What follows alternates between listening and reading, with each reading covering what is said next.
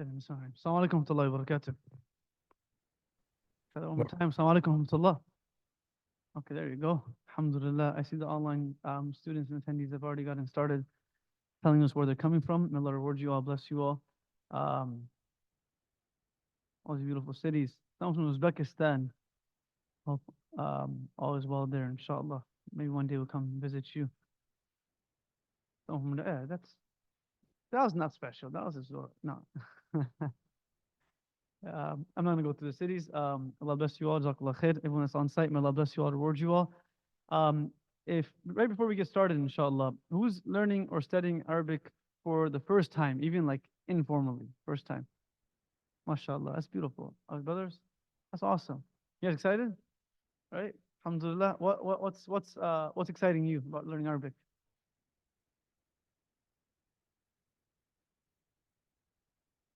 Beautiful, beautiful. How about you, Habibi? Anything? Yeah. No, I was actually referring to the brother behind you. How about that? Yeah, you, uncle. Assalamu Quran. Awesome, awesome. Beautiful. Sisters, anything from who go ahead, hello. Your Duolingo? What are you now? No, but which two languages do you know? Oh, mashallah. That's awesome. We need more. We need more. That's a lot already. That's pretty cool. Anyone else from sister side? Gee, sister. Are you guys just flexing now? No, I'm just messing around. And then I'm just messing around. I'm just That's beautiful. No, you're right, because a lot of people know a lot of language. Some people are just like really good at learning languages. And if you learn Spanish or French, astaghfirullah, but uh, no, but Spanish, I think in either language, it's actually very Arabic is it's a little easier because Arabic follows similar concepts, very different than English. English is grammatically a very broken language, right? It's based on what we desire, just like our country. But Arabic is like the Semitic languages where they actually have these different processes that they follow. So inshallah, as we go through it, well, no, French is cool. I was just joking, guys. Don't get upset at me. Um, we're recording the session already, so it'll be posted on your guys's your portal, so you don't have to record it separately. Save the space on your device, inshallah. Habibi G, nah. I was, why you guys get offended? You've done Arabic 101, but you've done Arabic before this too, right? What did you do Arabic before? Before you came to Miftah?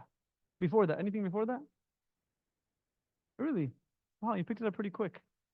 Alhamdulillah. Okay, everyone.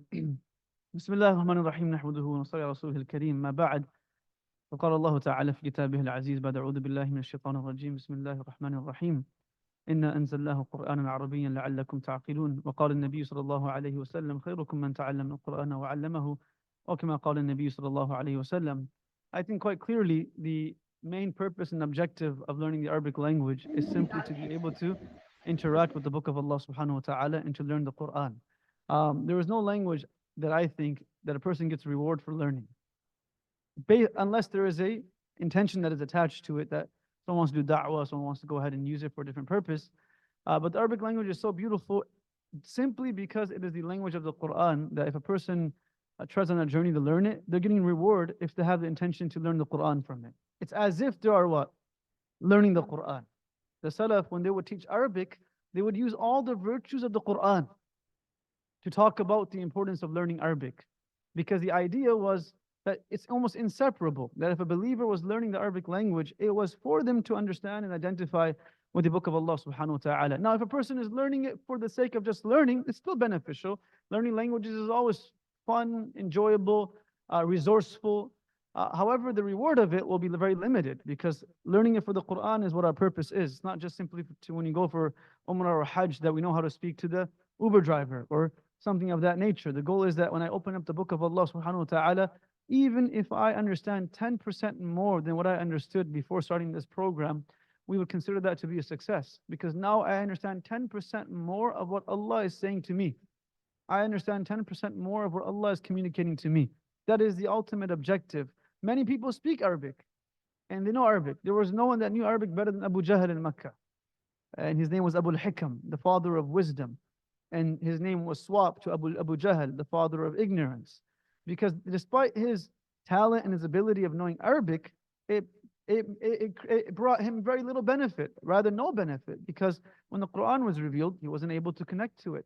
So learning the language itself is not the source of reward, but the intentionality of me learning the language to be able to connect with the book of Allah subhanahu wa ta'ala is the ultimate goal. And truthfully, once a person learns it and is able to connect to it, the Quran transforms completely for a person. Their salat transforms. There are many people, many of us have never studied Arabic before, and you guys are starting at this age. You should be, I mean, we should applaud you for starting Arabic, learning Arabic, because the moment you start learning Arabic and you start praying salat with that Arabic, I truly believe your salat will change. Your experience in salat will change. Even understanding what Sami Allahu liman hamida means. Like, what does Sami Allahu liman hamida mean? Allah has heard the one who praised him. Allah has listened to the one who has praised him. And then all of us respond by saying, Oh Allah, if you've heard us, Rabbana lakal hamd. Oh Allah, for you is all the praise. So a person starts realizing the entire prayer is actually a conversation. The entire salat is a way of communicating with Allah subhanahu wa ta'ala. And the Quran is Allah communicating to us, which is the ultimate goal, to be able to understand the book of Allah subhanahu wa ta'ala. That is why we're learning Arabic. And because that is the ultimate goal, we truly focus on Quranic Arabic. It will be very different from those of you who have studied Arabic in college and so on and so forth. You may have studied colloquial Arabic. You may have studied Arabic for the sake of conversing with one another. But Quranic Arabic is not much different, but rather is actually much easier, much more limited in its diversity. It's very straightforward. It's very consistent. And once we learn the rules, they don't change up on us too much, inshallah. So you all ready for this, inshallah? The goal is, in these 10 sessions or 11 sessions that we have, we are able to cover a great amount that we cover it throughout our associate program, but we took a different route. And the idea that we have in this Arabic class is that rather than covering all the concepts, because Arabic has singular, dual, and plural. That's the way Arabic is structured. We will cover all the concepts of grammar through the lens of singular words, just understanding how those concepts sit in the singular form. And once we conquer the singular form, then we will move to the dual and plural form. Because what happens is, when we're learning the singular form and the dual form and the plural form together, it's a lot going on. So we thought about, let's just try to use the singular form. So it's the concept is new, but there's not too much changing in the word. It's the same word that we're continuing to build on. Allah bless Khusr by sitting in the back. He helped put all these slides together for you all. The book that you have in front of you, may Allah bless him, he was able to put it together and it got printed today, and we have something to write on, or else you guys would have been just looking at me the whole 2 hours. So we have something to write on. The goal is to fill that book up. The goal is not for it to be there for design purposes. We have enough things here for design. The goal of the book is that it's filled up, inshallah ta'ala, by the end of the semester, inshallah ta'ala. So it should be a much smoother ride. For those of you who have studied Arabic before, even with me, some of you have, this should be smoother because we're sticking to singular first, all the concepts covered, then we go to dual, and then we go to plural. Inshallah, you guys good for that, inshallah? Du'as for learning knowledge. Of course, all of us should be making du'a as we're starting to learn. Arabic is not just a language, it's also, as I mentioned before, the idea is to connect with the Quran. So, Rabbi shrah li sadri, everyone can repeat after me. Rabbi shrah li sadri, wa yassir li amri, wa ahlul uqdatan min lisani, yafqahu qawli. And then, Rabbi zidni ilma. And Allahumma allimna ma yanfa'una, wanfa'na bima 'allamtana. وَزِدْنَا عِلْمًا. The idea is the first two du'as are the du'as that actually are recited by all of the Salaf historically whenever they would start learning a language, learning any aspect of the dini sciences.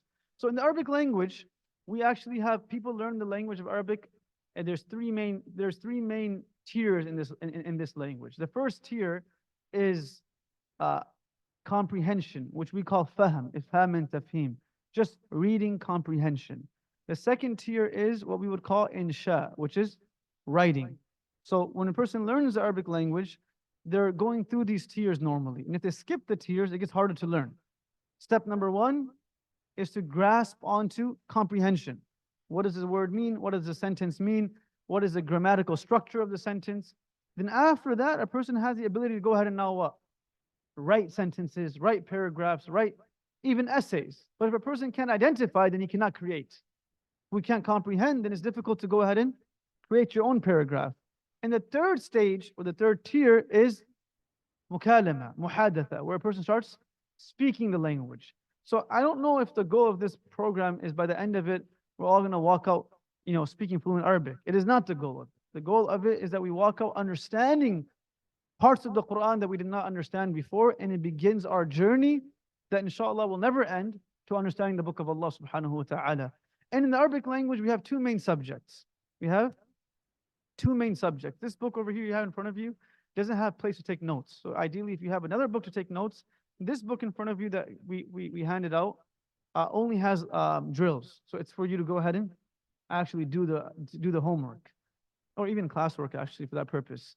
But we have two main subjects in the Arabic language. One is called sarf, the other is called nahu. What is nahu and sarf? Just quickly before we go on into the actual content. Nahu is Arabic grammar. Grammar is inclusive to sentence structure, understanding how to build up nouns, understanding how to build up phrases, understanding how to build up sentences, and then building up upon that into paragraphs, and so on and so forth. Nahu has everything to do with sentence structure, has everything to do with the usage of nouns and prepositions.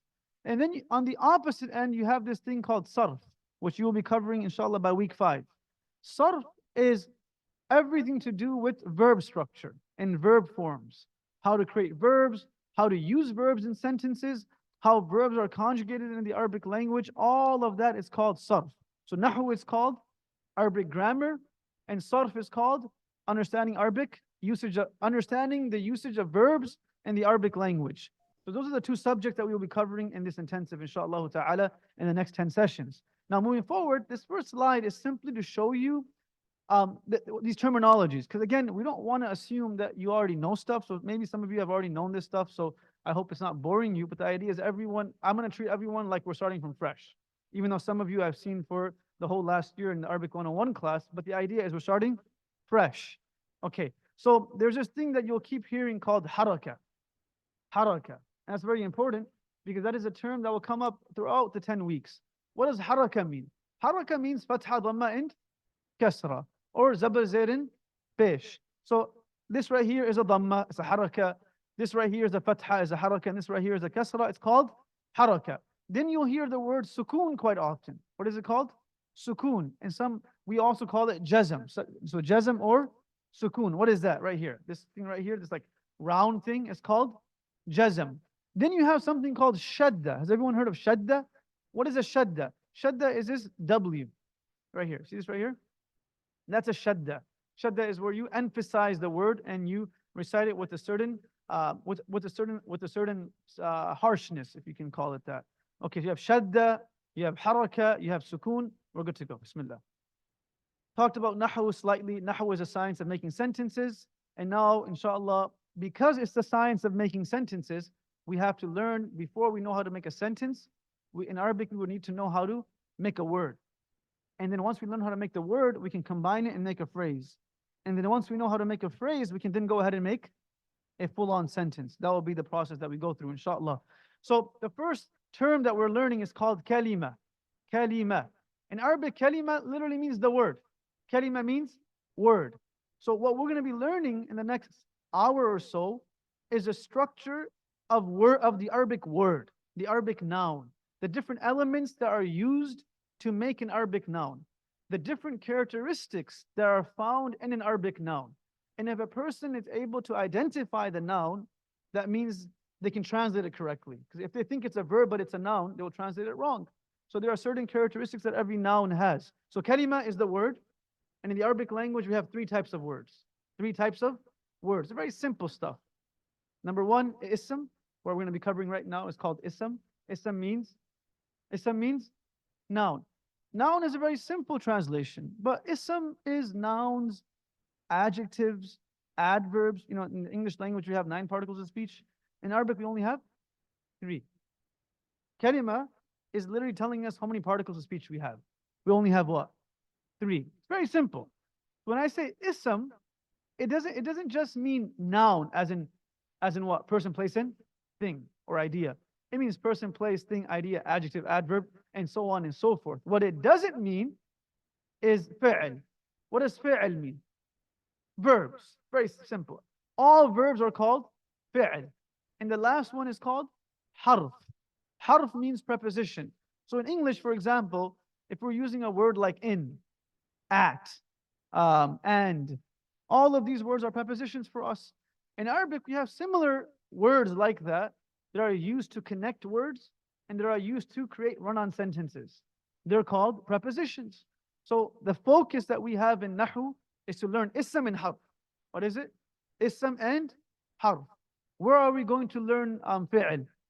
Sarf. That's a whole different subject that we'll be covering once we cover the ism aspect of it, inshallah. So kalima is of how many types, everyone? How many? 3. What are they? Number 1, bismillah. Ism. Ism is inclusive, not just what? Nouns. Okay. Number 2, fi'l. Fi'l is called fi'l because fi'l means action. All the verbs fall under the category of fi'l. The third is called harf. Harf means what?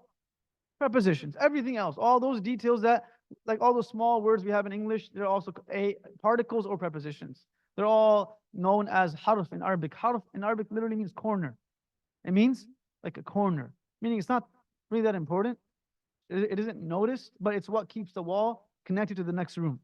If you don't have the harf, you don't have the next room either. Similarly, if you don't have a harf in a sentence, you can't connect it to the next sentence. You can't create a compound sentence and so on and so forth.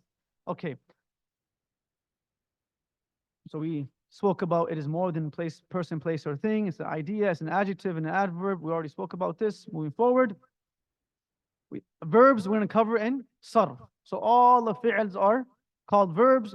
And then we have harf, which are prepositions that inshallah we will also be covering. So this is just a simple English paragraph that we normally include to know how to identify things in Arabic. But it's English, right? So it's not confusing yet. It's going to get confusing real quick. This isn't confusing. Okay, so in English, what are guests? Are they isms? Try to use the Arabic terminology if you can. There are what? Isms, right? What would dinner be? Ism as well. Okay, what would I put be? I put. Verb. That's an action, right? Okay. What would to be? To. Harf. Okay. What would carry be? Fi'l. What would the tray be? Ism. You know what? What would carefully be? Ism as well. What is that in? What is carefully in English? An adverb. But in Arabic, it'll be what? An ism. It's just an ism. We have no other. We don't have any other options. I mean, called an ism for us. Okay, moving ahead. Oh, we're not gonna do the whole thing. Now, in your actual PowerPoint, you have these vocabulary words that we will try in this entire book that you have with all these drills. We're only using these words, and these words are used at minimum 5 to 7 times. So by the time we finish the intensive, these words, there's about, how many do we have? 45, 45, 45. How much is that? 130? We have 130. Is that 130? What is that? 45 times 3. 135. Okay, I'm not teaching math. Alhamdulillah. 135. By the end of it, these vocabulary words, we're going to have an exam at the end, inshallah. It'll be very simple, easy. I don't want to use the word exam. It'll be simply a what? Assessment. That we will hope that everyone knows these vocab words. So if you want to start memorizing them from week 1, I would encourage to use flashcard, use Quizlet, use whatever you want. But memorizing the vocab would help you in the process of learning the content as well. You won't feel lost when the teacher is using it, saying like al-bayt. You know, okay, bayt means house. In the beginning, we're going to say everything in Arabic and in English. But once we've said al-bayt 5 times, the 6th time we won't say house. Al-bayt is house by the 6th time. Is that cool, everyone, inshallah? So this is just for your own self. Go ahead and take your time and start memorizing the vocab on your own. As we're covering it in the class, you will also be learning it. So inshallah, we will go slow enough that you should be able to pick up vocabulary through the session itself. Cool, everyone? Okay, so far all of that was important, but none of that is actually a part of the characteristics of a noun. So we started off saying that Arabic has three tiers, right? 3 what? Stages, you could call them. Stage number 1 is to what? Comprehension. The goal is to know how to comprehend. Now, stage number 2 is what? to what? Write. Many of our parents who came from back home may not know how to speak as well as us, may not have the accent, but they know how to write way better than us, right? If they studied back home, if they became physicians or whatever it is, they can write really well. And if you ask them to comprehend, their level of literacy and comprehension is much better than ours.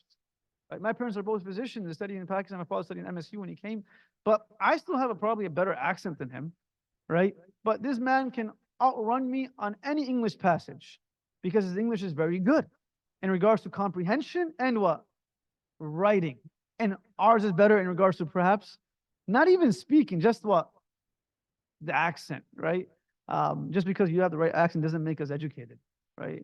That's why literacy level isn't based upon how you speak, it's based upon how you read and comprehend and write.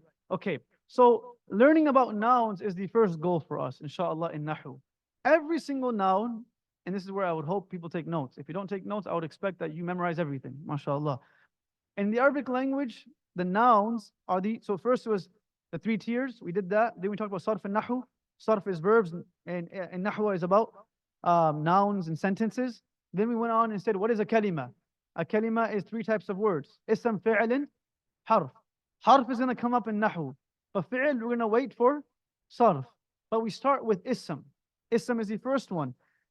To be able to identify what an ism is, you learn it through its qualities. How does a person identify the difference between a car and a specific type of car and another car? By its what? Qualities. How does a person identify a specific food from something else? Because of its traits and qualities. Al-ashya'u yubayyinu, in Arabic there's a statement that al-ashya'u yubayyinu bi-alamati. Like things are identified by their traits and signs. In order for me to know how to build a sentence that starts with a noun, I have to know what a noun looks like. When I'm reading the Quran, can I tell that this is an ism over a fi'l? And if I can tell that it's an ism, if I attempt to translate it, I will translate it with the right message. I won't translate it like a verb. I will translate it like a noun.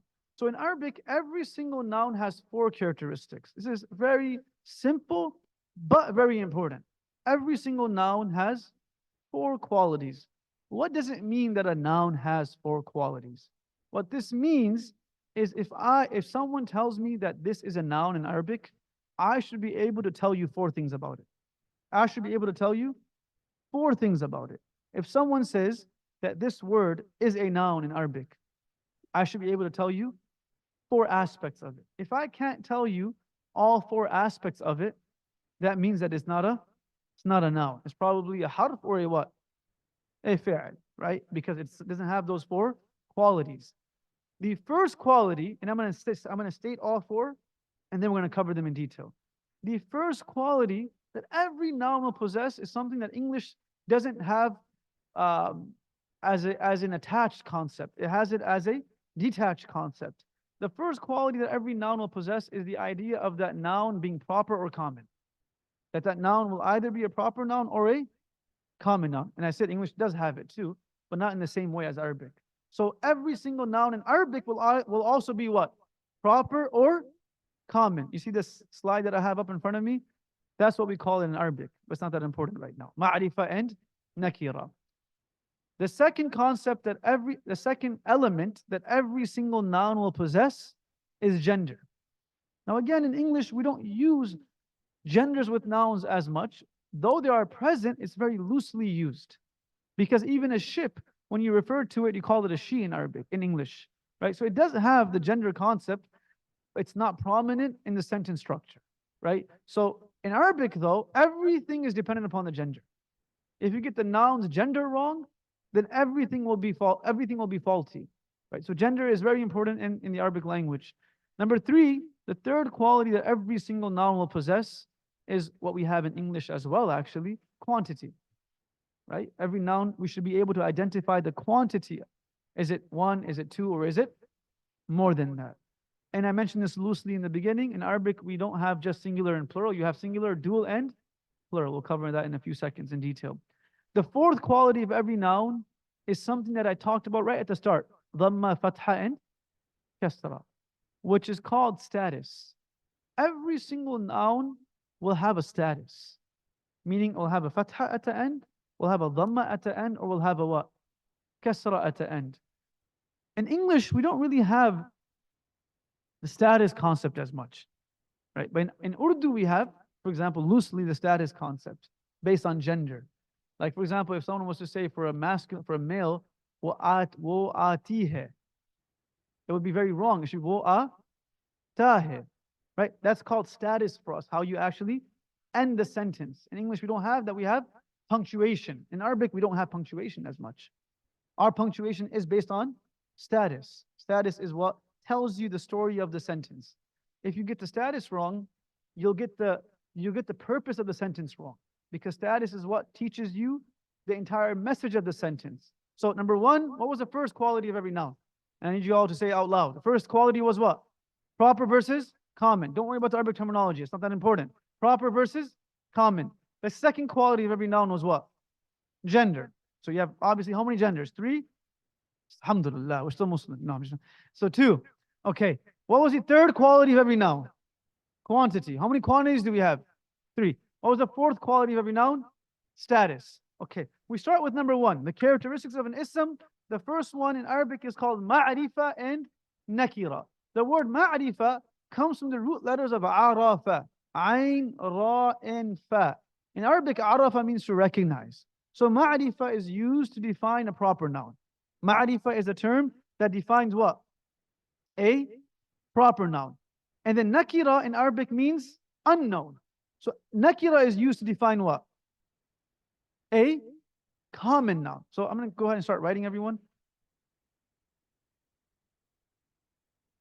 I love slides, but I also enjoy writing just a little bit. So in Arabic or in English, the Zaid, what would Zaid be? Ma'arifa or nakira? Ma'arifa, why? Proper. Even in English, it's what? Proper, right? In English, Zaid would be a proper noun, the name of a specific person, place, or thing. Okay. How about America? What is it? Ma'arifa, right? Because it's what?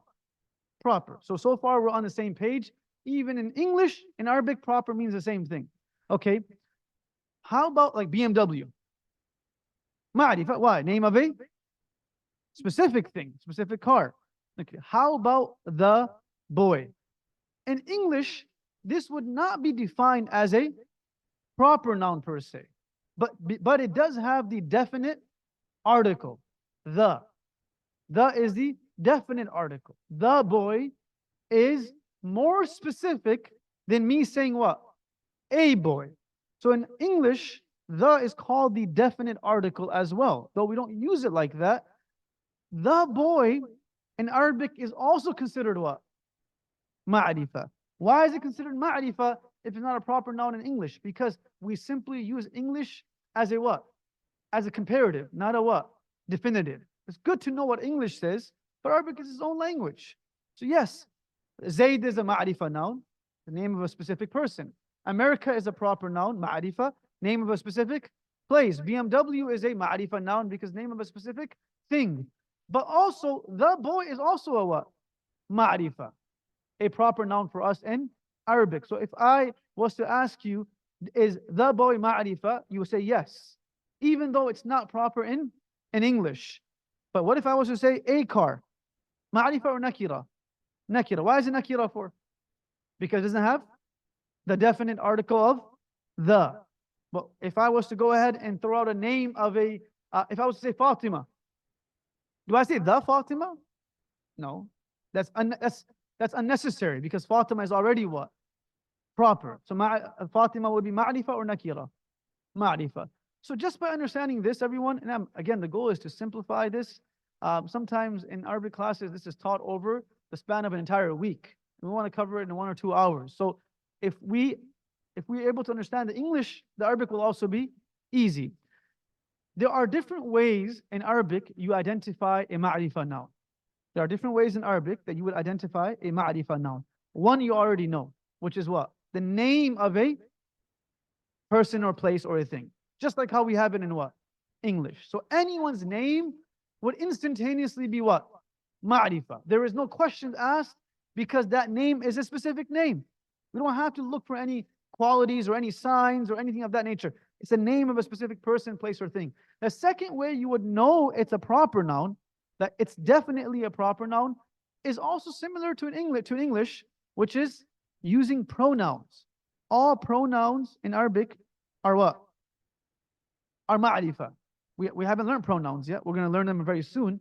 But for the sake of knowing, pronouns are all what? Ma'rifa. Someone tell me why. Why is pronoun ma'rifa? I mean, this is not an Arabic thing. This is even in English. It's referring to a specific person that was already mentioned.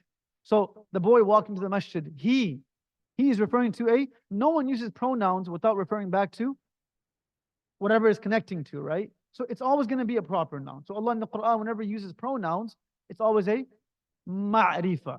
Does it make a difference for pronouns? Not as much. The pronouns are not as flexible as nouns, but it's still good to know that it's a what? Ma'rifa noun. The third one is the one that is the most common. 95% of the time, a ma'rifa noun would be defined by what? This one. The third option is the definite article of the. In Arabic, we don't have a the which is detached. We have a the which is attached to the word, which is al, alif and lam. This right here is the magic ma'rifa fire, if that was a word. If you ever add al to a word, it makes it what? Ma'rifa. If you add an al, it becomes ma'rifa. The most common word would become ma'rifa by me adding what? Al, just like how it would become ma'rifa if I added the in English. Al is the considerable of what? The in English. So if I was to say, for example, a house in Arabic is bayt. Bayt is not proper. Bayt is just bayt. It means house. But if I was to say al-bayt, guess what that would mean? It would mean the house. And automatically would become what? Ma'rifa fa'il. Ma'rifa. Now it is ma'rifa. So in the Quran, where you see the word al, that means the word should always be translated with what? The. So one more. How do I say pen in Arabic? Qalam. The word qalam means pen. If I was to go ahead and say al-qalam, the expectation would be that you don't translate it by saying pen. The expectation would be that you translate it by saying what? The pen. Because it doesn't just mean pen anymore. It means the pen. And if in the grand scheme of things, that the makes a huge difference in the Quran. So for example, Allah subhanahu wa ta'ala in Surah Fatiha, He says what? How does He start the surah? Alhamdu. He could have started without the what? Because you have option A, proper, option B, what? Common. Most words have both options. The only words that don't have both options are names. But other than that, you have the choice of making it what? Ma'rifa or nakira. So if Allah chose to make it ma'rifa, that means that it serves a due purpose. And if Allah chose to keep it what? The other one, which is nakira, that means it also serves a purpose. So if Allah did not keep it nakira and said alhamdu, that means there's a reason why it's ma'rifa. And there is. Allah subhanahu wa ta'ala says, alhamdu, all praise and gratitude, right? Belongs to Allah, the Lord of the worlds and the universe. Okay. Allah could have used the nakira version. Now, how do you make the nakira version? How do you make the word become common? The common version doesn't have a prefix. You could call al a prefix almost, right? It has something added to the ending of it. And that thing is called tanween. What is it called? Here we go, look at it. So I'll use bayt again. Baytun. This thing right here, that tun, right? What would qalam become? Qalamun. And right now we're not talking about why it's only dhamma. We're only going to use dhamma for now until we get to status. Status is the fourth quality. Till we get to status, I'm going to use a default, which is what? A dhamma. Okay, it's not for any specific reason. It's simply because we haven't learned why each one changes. So qalamun is going to be ma'rifa or nakira? Nakira. Why? Because there's no al and there's a what? Tanween. So you can write this down. In the Arabic language, every noun has to either have an al or a what? Tanween. So I'll say it again. It either has to have an al or a tanween. What that means is if a word doesn't have either, then it most probably is Not a noun. It can't be a noun if it doesn't possess either of them. It has to possess at least one of them. And if it possesses one of them, you know that it's a noun. Al, which is the definite article of the, or what? Tanween, which is the sound. So qalamun, kitabun, baytun. This is called tanween. That means the word is now nakira. How do we translate nakira in English? A or an, right? A or an. So I say a pen, a house, a book versus the book, the house, and the pen. Is that fair, everyone?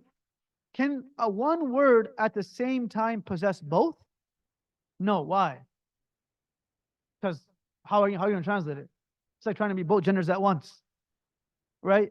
And I'm saying that for, I wasn't even, no pun intended. I was actually referring to the Arabic of it, that one word cannot be both genders at the same time. It can't be both proper and common at the same time because it's impossible to translate it. And the idea is to be able to translate it correctly. So when I say alhamdu, the other option would have been what? What? The other option would be hamdun. Alhamdu. The other option would have been hamdun. Okay, what does alhamdu mean? The praise or the gratitude. What would hamdun mean? A praise or a gratitude. What does that automatically do when you make it a? It's a what? It's portion. It's not all inclusive. So if Allah had said hamdun lillahi, it would mean a portion of praise belongs to Allah, which obviously then means someone else owns the rest of it. The moment Allah said alhamdu, it means what? Why is everyone looking at my coffee for? He's all looking at he's not bringing you shai. I appreciate it. They were looking at you as if you're going to go pass it on one by one. So when Allah said alhamdu, what did it mean? The praise, the gratitude in its entirety belongs to Allah subhanahu wa ta'ala. Allah subhanahu wa ta'ala in Surah Baqarah, He begins by saying Alif Lam Mim. Dhalika al-kitab or kitab? Al-kitab. It's not saying Dhalika kitabun. It's saying Dhalika al-kitabu. Now what would the difference be? Massive. One difference of ma'rifah and nakira will change the entire meaning of the Quran. If Allah used ma'rifah, you know all these qira'at stuff people talk about, which is really cool, it never changes ma'rifah and nakira. Because ma'rifah and nakira changes the whole sentence. It changes status. Right? And people that learn qira'ah learn about it. But it never changes ma'rifah and nakira, because that would change the entire structure of the sentence. ذَلِكَ الْكِتَابِ. Allah says that ذَلِكَ الْكِتَابِ. That is the book or a book? That is, we would say, the book. Right? What about it? La rayba fi, there is no doubt within it. If Allah had said, ذَلِكَ كِتَابٌ, it would mean that is a book, which automatically means that is a book of many other potential books in which there is no doubt in. So that exclusiveness came from what? Al. ذَلِكَ الْكِتَاب. That is the book, which has what? No doubt inside of it. So ma'rifah in nakira, I'm going to take questions on ma'rifah in nakira in about 2 minutes. Ma'rifah in nakira is as simple, people complicate it. It's as simple as looking for the al prefix or looking for the what? Tanween at the end. If you see a tanween, don't question yourself. That is a what? Nakira, translated with an a or an. If you see an al, don't what? Question yourself. No, it's going to be what? Ma'rifah. And the only exception to that rule would be the name of a person. Because the name of a person, you don't need to look for signs. The name of a person is a name of a person, right? Okay, bismillah. Now it talks about all that stuff. The definite or specific is ma'rifah. Zayd, the name of a particular person. Makkah, the name of a specific city. Ar-rajul is the one that we just talked about. Is because of what? Because of what? Al. The alif lam is what makes it ma'rifah. Al. Okay, so is Afriqa ma'rifah or nakira? Ma'rifah. Why? Because the name of a place, continent or country. Okay. Kitabun is what? Nakira, because it has what? Tanween. Let's move ahead, inshallah. Okay, we talked about this as well. Al-qalamun or al-kitabun, as I just spoke about, can never coexist, right? Because it would not make sense in the way you translate it. You would either be saying the or a. You can't say the slash A. It wouldn't fit the sentence. So it's either al-kitab or it's what? Kitabun. Okay, we talked about this already, so let's get to the drills. Here's the important part here, guys, before I go into the drills. Every word has the potential of being both, though. Right? Every word has the potential of being both. Could Allah have said hamdun? Yes. Could Allah have said alif lam mim dhalika kitabun? Yes. Every noun can be both. It's based on how the person chooses to use it that makes it ma'rifa or nakira. Again, the only nouns that can't be both are what? Bismillah. Names. Because that's in English as well. So Makkah, quickly, Bismillah. Ma'rifa or nakira? Ma'rifa. Al-Jamil. Ma'rifa. Maftuhin. Nakira. Al-Kitabu. Ma'rifa. Al-Matbakh. Ma'rifa. Al-Zahra. Ma'rifa. We're not looking at the haraka. We're not looking at there's a ta there. We're not looking at anything to this point. Right now we're looking at what? Is there an al or is there tanween? That's what we're actually very what? Zoned in. We have blinders on and everything else. Because if you don't put your blinders on, you start asking other questions. But how about this and how about that? But for now, we're looking at ma'rifa and nakira independently. Does that make sense? Rajulun, ma'rifa or nakira? Nakira. Zaydun, ma'rifa or nakira? Ma'rifa or nakira? Ma'rifa. Zayd is a name. If someone has a name Zayd, don't call them nakira. That's messed up. It's a what? They're not that common. Zayd is, even though Zayd is a pretty common name. La'iban, ma'rifa or nakira? Nakira. The rest you all can do on your own, inshallah. Yeah, that whole drill is what I'm doing right now in front of me. The same thing that drill number 1 in your book is the same thing as. Is that correct? Yes? Same exact thing? Right? So you can do the rest on your own, inshallah, or do you want me to do it for you?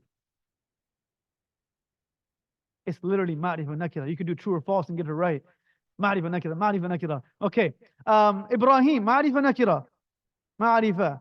Misr, ma'rifa nakira. Ma'rifa. Sayyaratin, ma'rifa nakira. Ma'rifa or nakira? Nakira. Because it's what? Tanween. It's not alif lam. Al-qalamu. Ma'rifa. Okay, there you go, everyone. Now we'll go to the next drill you have in your book is Quranic ayat. And this is beautiful. This is the best part. We look at the Quranic ayat just for a few moments and I move to characteristic number 2. Inshallah, go ahead, your questions. So, you know what? Questions. Go ahead. Yeah, I just have a question. In the word, for example, la roiba, it's a ism roiba, but it ends in ba, like it's fatha, and that's not a name. So like I'm just confused. You asked the word la rayba. The person asked a good question. La rayba is an anomaly. We'll cover it. We're going to be covering it in this class, inshallah. Hence the 95% rule. Go ahead.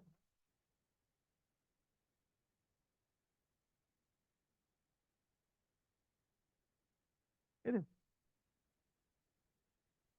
But that's because you use the word what? Hada. The sentence is not nakira, but the word is still what? The brother asked a very good question. He said, if I would say this is a new car, right? The word this makes the entire sentence become what? Ma'rifa. But the word a new car is still what?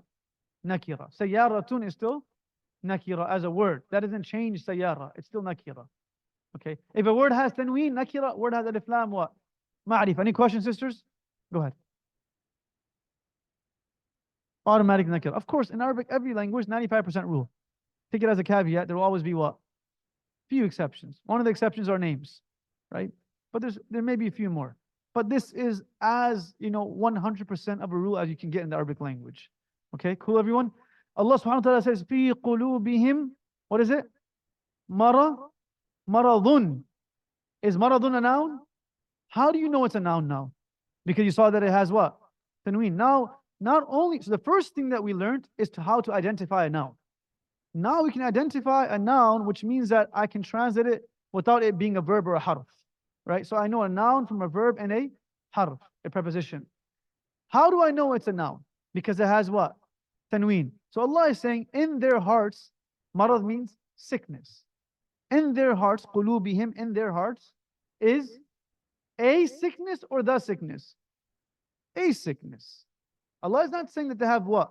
The sickness. Allah is referring to the munafiqun. He's saying they have a sickness which then goes ahead and grows.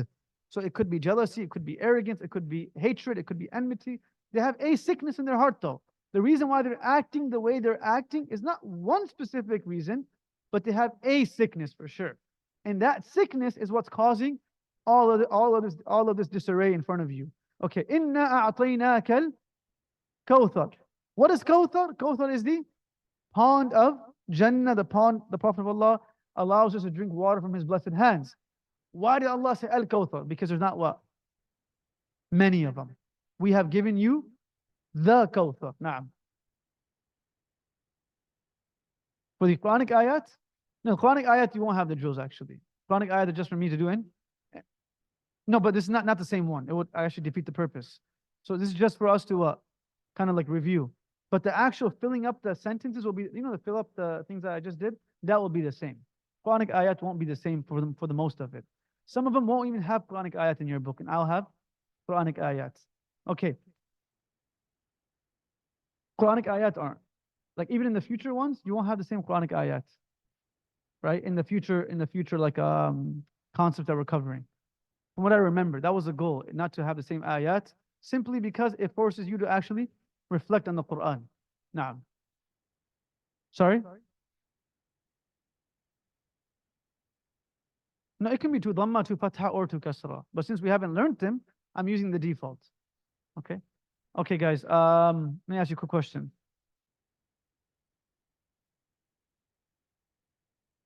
Can you find the ma'arifa word in this ayah and the nakira word in this ayah? What's a ma'arifa word in this ayah? As-salat. As-salat is ma'arifa. Okay, what's nakira? What is it? Kabira tun. That la is a part of the word right now. It's not al, it's what? La. So it's kabira tun. That's what? Nakira. Okay. Inna Allah ala kulli shay'in qadir. Where is it? Oh wow. Oh, thank you. That's my role. I share my screen. Someone just took over my screen. I appreciate the support.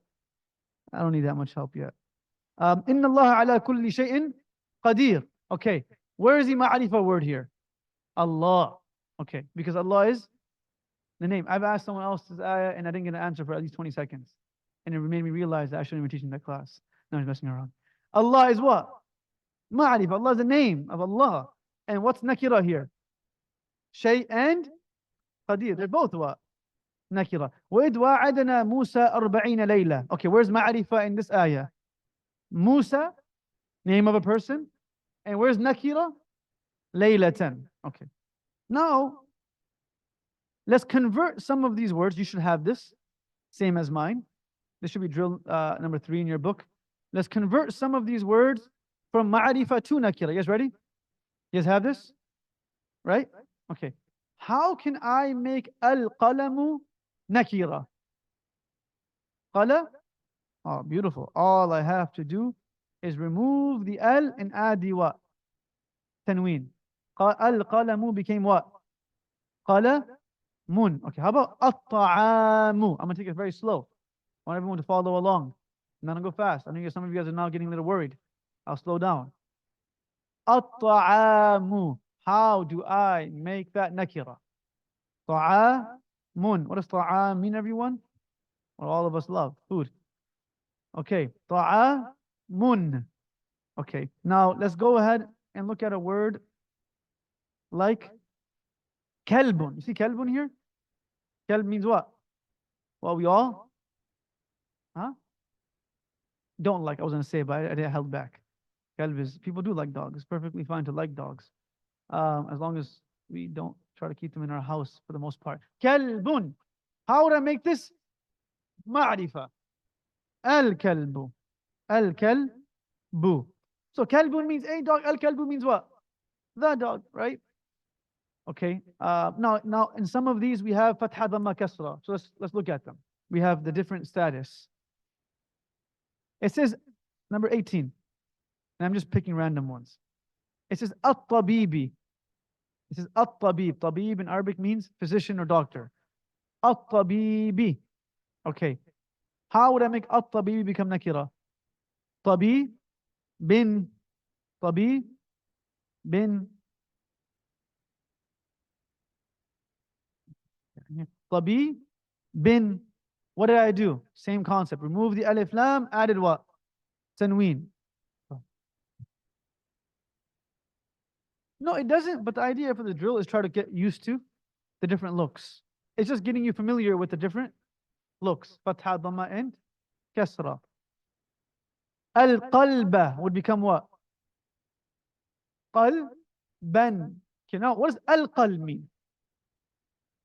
Al-qal means the heart, and qal means a heart.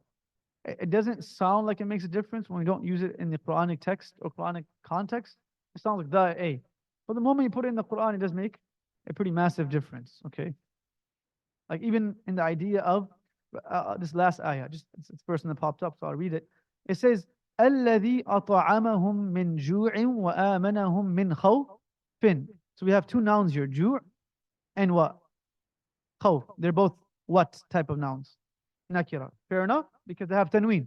It's not الذي أطعمهم من الجوع. It's من أطعمهم من جوع. Ju' in Arabic means hunger, and khawf in Arabic means fear. So Allah is saying He is the one that fed them from hunger and saved them, or rather gave them peace from fear. He did not use the word al-ju', like He fed them from the hunger. He fed them from a hunger, meaning inclusively all of the type of hunger you have. I fed you and I served you. I mean, Allah is referring to Himself. فَلْيَعْبُدُوا رَبَّ هَذَا الْبَيْتِ. Worship the Lord of the house. Which Lord of the house? The one who fed you from all of your hunger. وَآمَنَهُم مِّن خَوْفٍ. And who gave you peace from all types of what? Fears, not al-khawf.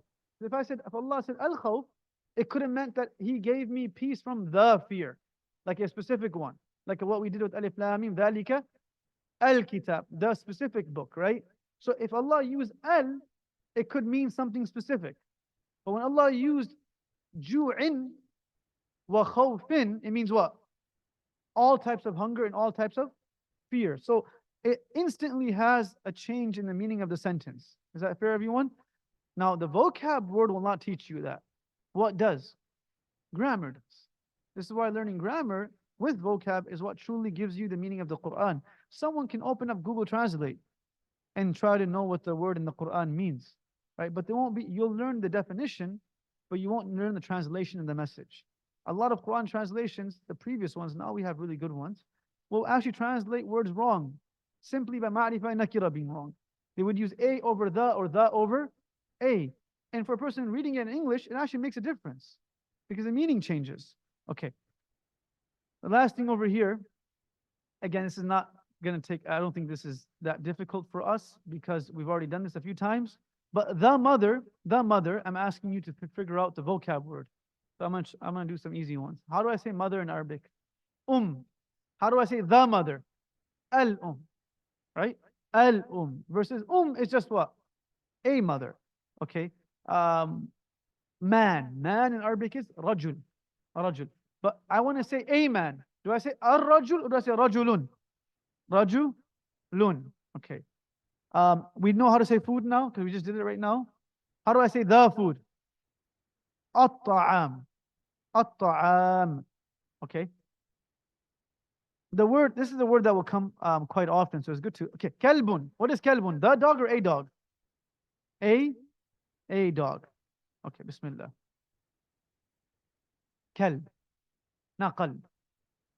Don't make that mistake. If you anta kalbi. That tajweed will really get you in trouble. You went to someone and said, for males, and hopefully anti or anta, you're speaking to your spouse, it will get you even more trouble, right? You should go home today and tell your wife or husband, I learned some Arabic today in class, and guess what I learned? Especially if you speak Arabic, you'll get special treatment. If you go and say to her, anti kalbi, right? I mean, or vice versa, huh? You'll become nakira, right? So kalb is dog, qalb is heart. Like change, a big difference. Okay. How do I say car in Arabic? Car is a very common word. Sayyara, right? You use it a lot. Okay. How do I say the car? As-sayyara, not what? Sayyaratun. Okay. This is Concept number one. The first quality of every noun is to identify the what? Ma'rifa or nakira. Is it difficult to identify? Absolutely not. And I'm not trying to make it seem like it's very easy. It actually is easy, right? All a person would have to do is either look for al or look for what? Tanween. If you get this wrong, meaning that if it had al and you called it nakira, or rather, if it had al and you called it ma'rifa, but it was a part of the anomaly and it was nakira, it's okay. Because 95% of the time, this rule will always stick. Al means what? Ma'rifa, and tanween means nakira. Cool, everyone, inshallah? Okay, let's move ahead.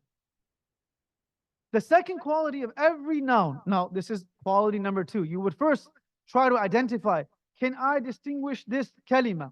How do you say word in Arabic? Kalima. Can I distinguish this kalima from being an ism or a fi'l? And you say, yes, I can. How? Because I can tell by it having a tanween or alif lam. And if it has neither, that means it's probably going to be a what? A fi'l. But it has one of them, that means it's an ism. Because it has al, or it has what? Tanween, the an, or in sound. Now, the next thing you will look at is, okay, I can tell that it's a noun, but I want to make sure that I use it with the right words. Because, for example, if something is feminine, I would have to make the whole sentence become what? A feminine sentence. And if something is masculine, the whole sentence should be what? Masculine. So I would have to be able to identify the gender. In English, is gender important? It's not important. And in the language, it's not that important, right? Because it doesn't really distinguish the sentence structure much. But in Arabic, it's like French or Spanish. Some of you have learned French or Spanish. It's exactly like that. It really determines the whole sentence for you. You would need to know gender in order to make it a full sentence. So, for example, if you were to say Aisha, you can say is strong in English. Would it be right? And you can remove Aisha and put Abdullah and it will still what? Be right. In Arabic, you can't do that. In Arabic, if it was Aisha, the word strong would have a different look. And if I said Abdullah, the word strong would have a slightly different image. So you can't swap out the noun and call it a day. You would have to swap out the whole sentence. Slight differences, but that's how you identify gender. So Bismillah, here you go.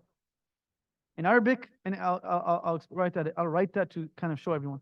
Aisha is smart. Okay. Then I'm going to go and say Abdullah is smart. Okay.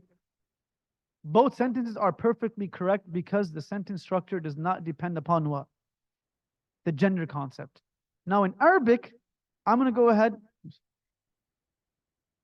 and write this in Arabic. In Arabic, the word smart is dhaki. Dhaki. Okay, dhaki means smart. In Arabic, I can go ahead and say Aisha. Aisha is smart. Aisha is what? Smart, dhaki, dhaki. Now, if I was to put dhaki, I'm going to put the same word. And then I'm going to go ahead and swap that with what? Zaid. Zaid is smart. So Zaidun, what's the word again? Dhaki. Dhaki means smart. This won't be right. Something is wrong over here. Because the same adjective cannot define two different genders.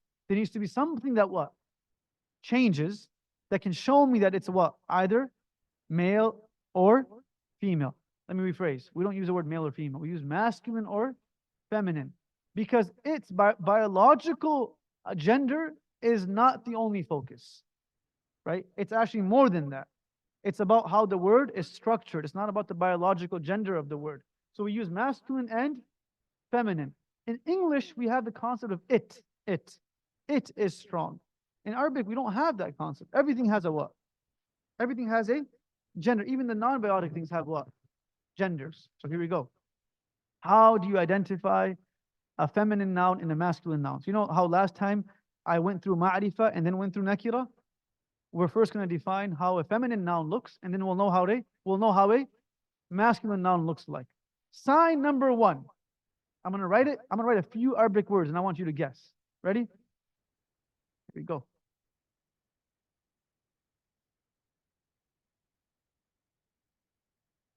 Al-qawiyatu. النافذة. Anyone want to guess what it is? What is it? What's consistent in all three of these? You have to tell me. I don't want to tell you. It has what? Ta at the end. Now, this ta is consistent with the word being feminine.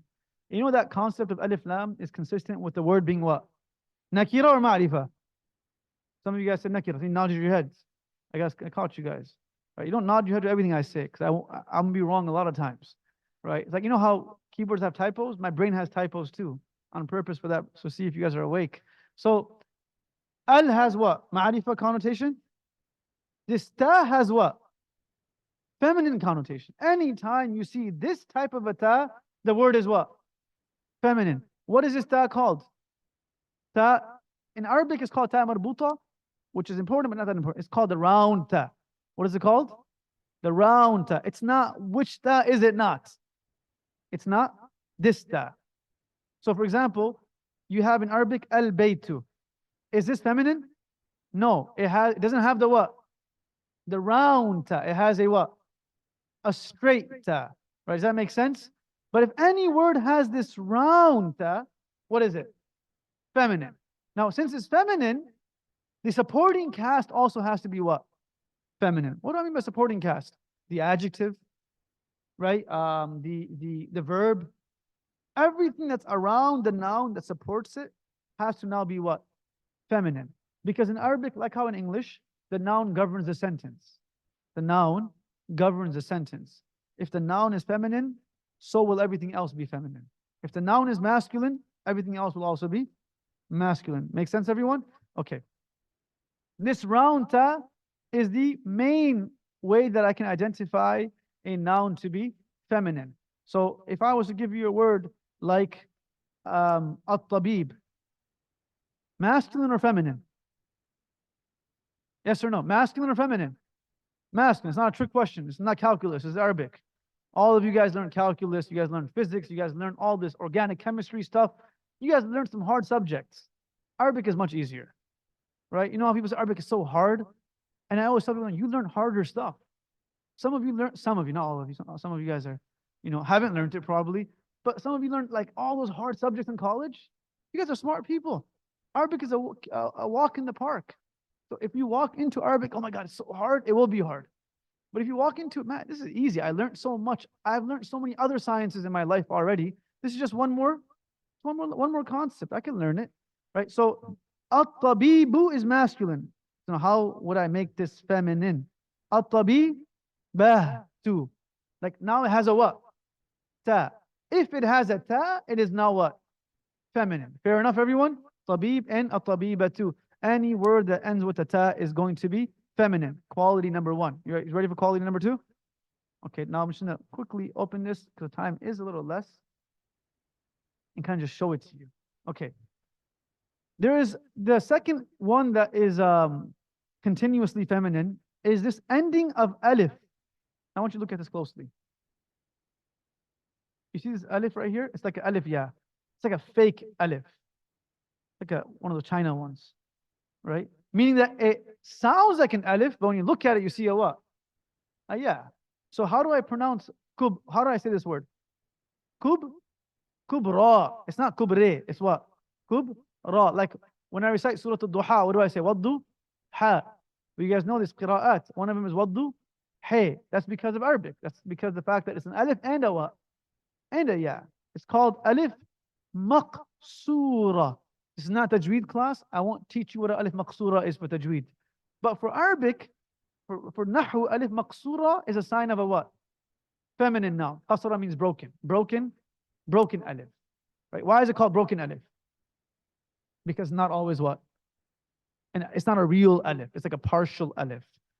Okay, so all of these words that have this a at the end, broken alif, are also what? Feminine. Kubra, sughra. There's not that many of them, but if you were to see them, know that it's what? Feminine. 90% of feminine nouns are this one right here. The first one that we just covered, that's 90% of it. Most of the words ending with ta marbuta are what? Feminine. Okay. The third one that I have over here is long alif hamza. Anyone want to guess what this is called in Arabic? Alif mamduda. It's not that important. I I don't think knowing the terminology is important for this. But knowing this is important. That if it ends like this, alif with a hamza, bayda, right? As alif, then it has what after it? Hamza. Like for example, you have some female names like this. Like what? Asma. Asma is this. Alif and then what? Hamza. Does that make sense? What do most female names end with? Ta. Right? If you just list them, you have Sumayya, Aisha, Fatima, Khadija, Juwayriya, Sumayya. All of them have what? Not all of them, but majority of them have what? Ta. Because the round ta is a sign of it being feminine. Some of them have this right here. It has a what? Alif with a Hamza. How many signs do we have so far? 3. Now. No, Asma. It's the name Asma. No, that's the name Asma. Asma binti Abi Bakr. Asma binti Umays. It doesn't mean name over there. That's actually her. That's her name. Like the sister of Aisha radiallahu anha's name was Asma. Right? No, not in that. It won't translate into names. Right? Like, what's your name? Names.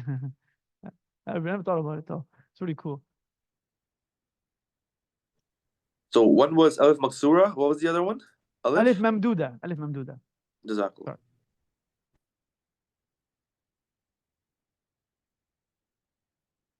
Ata.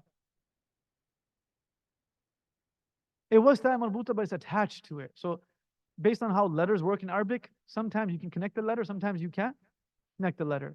So he's asking a good question. He said, you notice over here, like after Sayyara, the ta was round. After Nafi, the ta was what? Round. But after Tabib, the ta was what? Attached. Some of you might know this already, but there are certain letters in Arabic that you cannot connect after. You have to keep a space. And those letters are only a few. Ra, za, dal, dal. These are a few letters that you cannot directly connect. You have to keep a spot in between. Oh yeah, no. We'll do that, but I'll talk about that in a few seconds. I'll talk about which ones you can switch, which ones you can't switch. Okay, everyone, how many signs do we have a feminine noun? I have to leave for Sheikh Hamdallah. How many nouns do we have a feminine noun? 3. Number 1, the main one. If you know this one, you've made it. What is it? Ta. These second 2 are like bench players, right? They're important only when we're a blowout game, right? So the second 2 are alif maqsura, which is what? The ya with an alif, broken alif. And the third one is alif mamduda. Arabic terminology is not important. Long alif. Alif and hamza. Remember the example. Example is kubra and asma. Kubra and asma. These 3 are signs that you can identify by looking at the word. The next 3 are signs that you cannot identify by looking at the word. Meaning, you looking at the word won't give you the answer. It actually is based on the meaning of the word. They're very few, so it's easy to learn. You guys ready for this? The fourth sign of a feminine noun, the first 3 are what, guys? In Arabic, we call them lafzi. You can tell by the laf. You can tell by the word. Can you tell that it's a feminine that it has a ta? Yes. Can you tell it's feminine that it has a broken alif? Yes. But these next 3 is not based on the structure, it's based on the what? The meaning. The fourth one is biological females. Biological female literally means that. Um is what? Mother. Does have a ta? Yes or no? Can there be anything more feminine than a what? A female than a what? No. Al is a female, the mother, but it has no ta. It's a what? Feminine noun. Just like how we talked about earlier, Zayd does not need an alif lam. Why? You can't ma'rify it more than a name. Like it's as ma'rifah as it can be. It's ma'rifah squared. Zayd is the name of a person. You can't get more than that. Similarly, al-um is the mother. You don't need a ta to make it what? Feminine. Is that fair, everyone? That's why I said there's only a few of these. What else is there that's like that? Sister. How do I say sister in Arabic? Ukht. That ukht is not a round ta. That ukht is a straight ta. Ukhtun. Like this. Right? But it's still what? Feminine. Why is my ukht not feminine? No, it is. Ukht is what? Feminine. You know, oh, they always say that a round ta should be there. Even al-um doesn't have a round ta. right? Why are they so worried about the gender? Is feminine because it's a female, biological female. Ukht is as well, and any other word like that. Majority of the biological females do have a ta though. Majority of them do have a ta. Some of them don't. How do I say daughter in Arabic? Bint. Does that have a round ta? Round ta. No, it has a what? Straight. Bint. But it's still what? Feminine. Fair enough, everyone? Others have the round ta concept. Like, how do I say aunt in Arabic? Khala. Or paternal aunt? Amma. It has a what? Ta. Why does bint and and these things not have a ta? Because there's no what? Option of making it masculine. Like, for example, I'll give you an example. Why does khala, in Urdu, khala is aunt. Why does khala have a ta then? Because it could be khal. Khal is what? Uncle. Amma is aunt, paternal aunt. Am is what? Paternal uncle. Is There's no what? There's no masculine of There's no masculine counterpart of in the Arabic word You have what for it? Ab. Right? It's a whole completely different word. It's not a shared word. If there's a shared word, you will always have a what? A ta. Like, how do I say spouse? How do I say husband in Arabic? Zawj. How do I say wife in Arabic? Zawjah. Right? Because now there's what? Two components that are using the same word. So now you have to show the gender through the word, or else it'll be too confusing. Whereas doesn't need to because there's no other option. Does that make sense? Like the logic behind it? Okay. That's number 4. Number 5. You guys ready for this? Number 5. Number 5, it's a little bit more confusing. Number 5 is, actually, it's not that confusing. Are body parts in pairs. Body parts in pairs. Don't ask me why. Just because that's the Arabic. We don't decide. Who decides? But why? Arabic is so complicated. Why is it knife and not knife? Can anyone tell me why it's knife or not knife? Or why is it no one? It is the way it is. Language is language. But I don't understand. Why does it, by law, why is it so that body parts, because that's a language, right? Knife is not, it's knife, not knife, okay? That's just the way it is. So many words like that, right? Why is ox not oxes? In plural, it becomes what? Oxen. Oh, it's irregular plural. So why can Arabic also have what? Irregular plural too. That's how languages are built, right? The English language is actually much different because everything is irregular, because there's no regular. Arabic does have a regular format. Okay, body parts in pairs. How do I say eyes in English? Eyes. Okay, how do I say eyes in Arabic? Ayn. Ayn is eyes. Ayn in Arabic will always be what? A feminine noun. Ayn. Right. Now, what if I'm only saying one eye? Like my eye is hurting. That would still be what? Feminine. It's still what? Feminine. Okay. How about ears? Pairs, right? 2. They would be what? Feminine. But what if I'm only referring to one ear of mine? Like my ear is hurting. Still be what? Feminine. It's not about how many it's not about how many you are referring to. It's about how many we have. Okay, how about tongue? Some of us have like 5, right? But we only really have what? 1, right? It's lisan. Only what? It looks like there's more because how much we're talking, but it's only what? But 10 fingers though, huh? Right? That's what really matters. Lisan is what? Masculine. It's only 1. How about your feet? Rijl. Yad. Hands are what? 2. It's going to be feminine. So number 5 are body parts in pairs. It's fair to say body parts that are not in pairs are going to be what? Masculine. How do I say head in Arabic? Ra'as. Is it, I shouldn't have asked how you say it. What's more important is it masculine or feminine? Masculine. No matter how smart you think you are, you have what? 1 head. Oh, I think I have 2. No, you have what? 1 head, right? Okay, qalb, you have what? 1 heart. I have a big heart, but still what? 1 heart. Okay. That's number 5. Number 6. The 6th one is complicated. The 5th one wasn't complicated. This one's very easy. Only have a few body parts in pairs. Shouldn't be that complicated. If you have to count your body parts in pairs, or if you're confused about them, you gotta go to a physician and ask, right? Body parts in pairs are elbows, shoulders, ears, eyes, lips, right? Hands, feet, knees. These are all what? Pairs. And anything that's not in a pair is going to be what? Masculine. Okay. The sixth one doesn't follow a rule. The sixth one is feminine simply because the Arab said so. That's really what it's called. Mu'annath sima'i. It's feminine because that's what the Arabs defined it to be. I'll give you an example. Why is car in English normally referred to as a she? And a ship? She. Why are countries called what? She or he? She. I think we're learning English here too, guys. Is it a she or a he? She.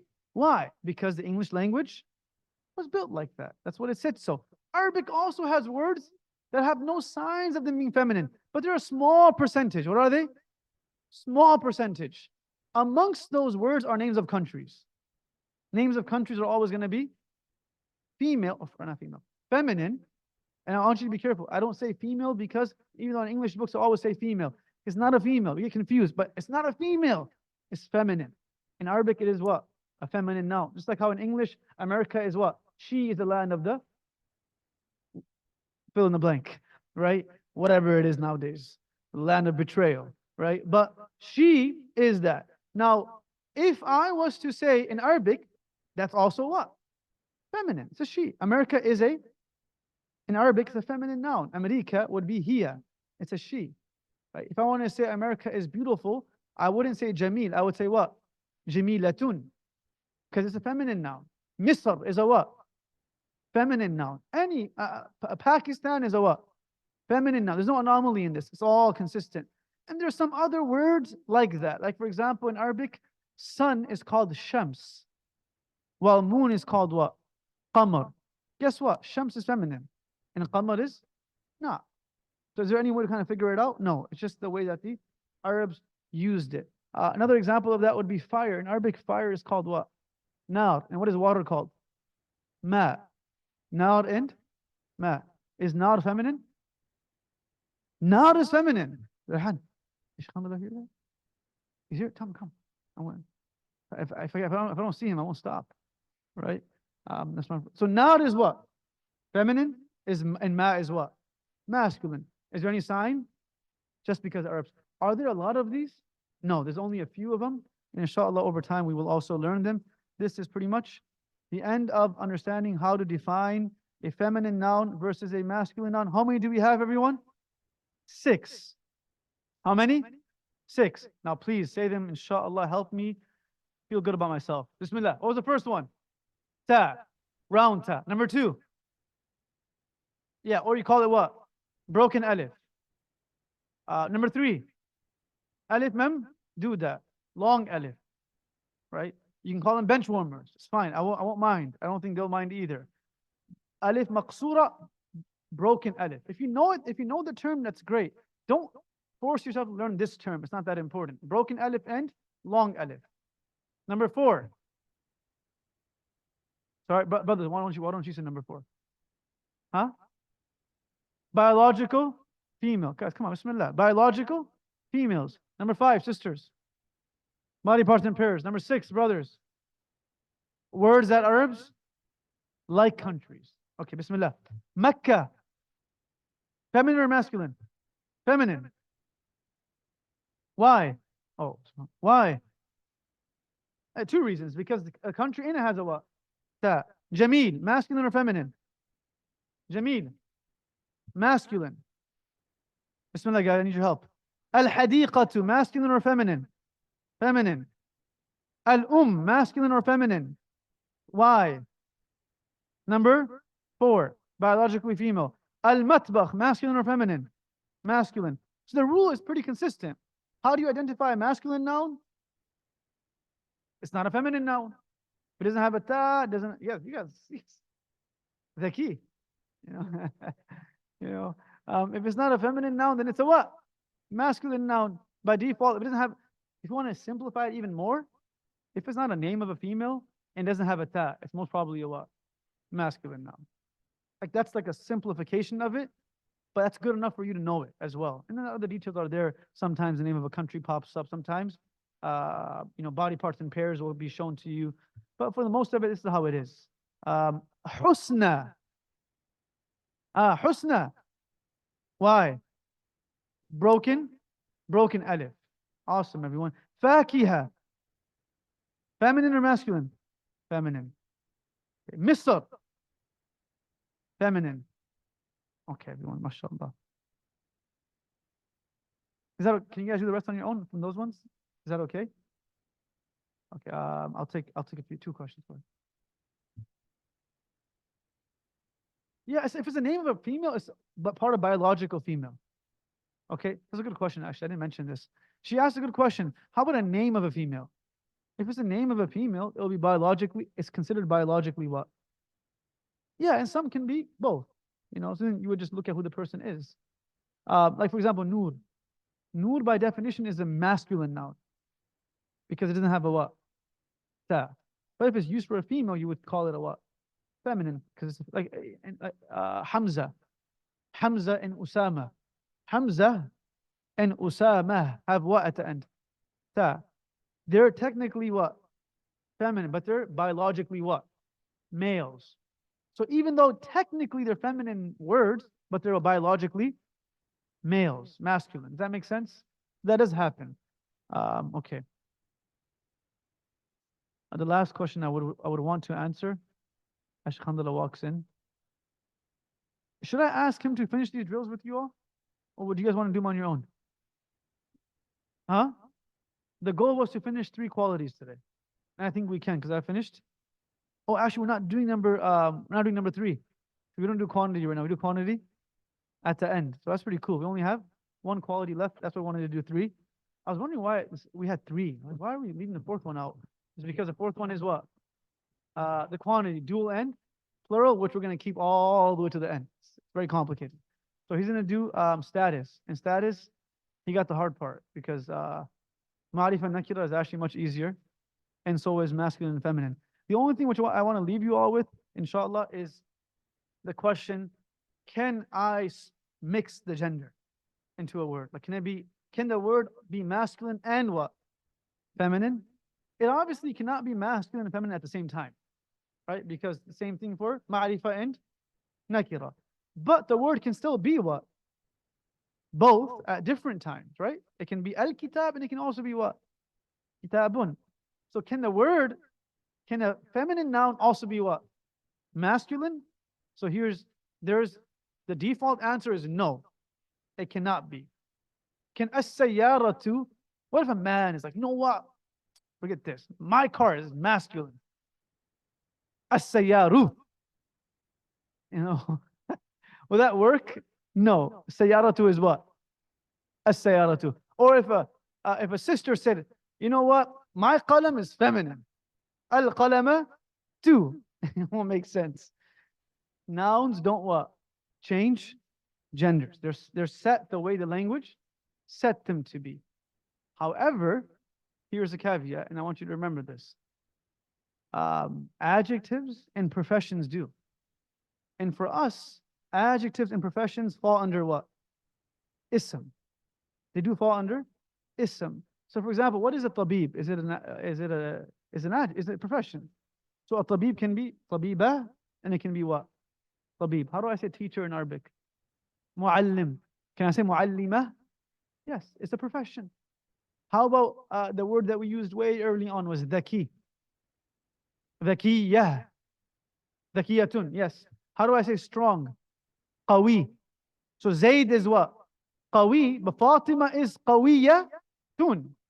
So adjectives you can swap, but you cannot change set nouns. Nouns will be the way they are made. They won't change. Sayyaratu, doesn't matter how you want to make your car masculine. It cannot become a masculine noun. Doesn't matter how much you want to make qalam feminine. It will always be a what?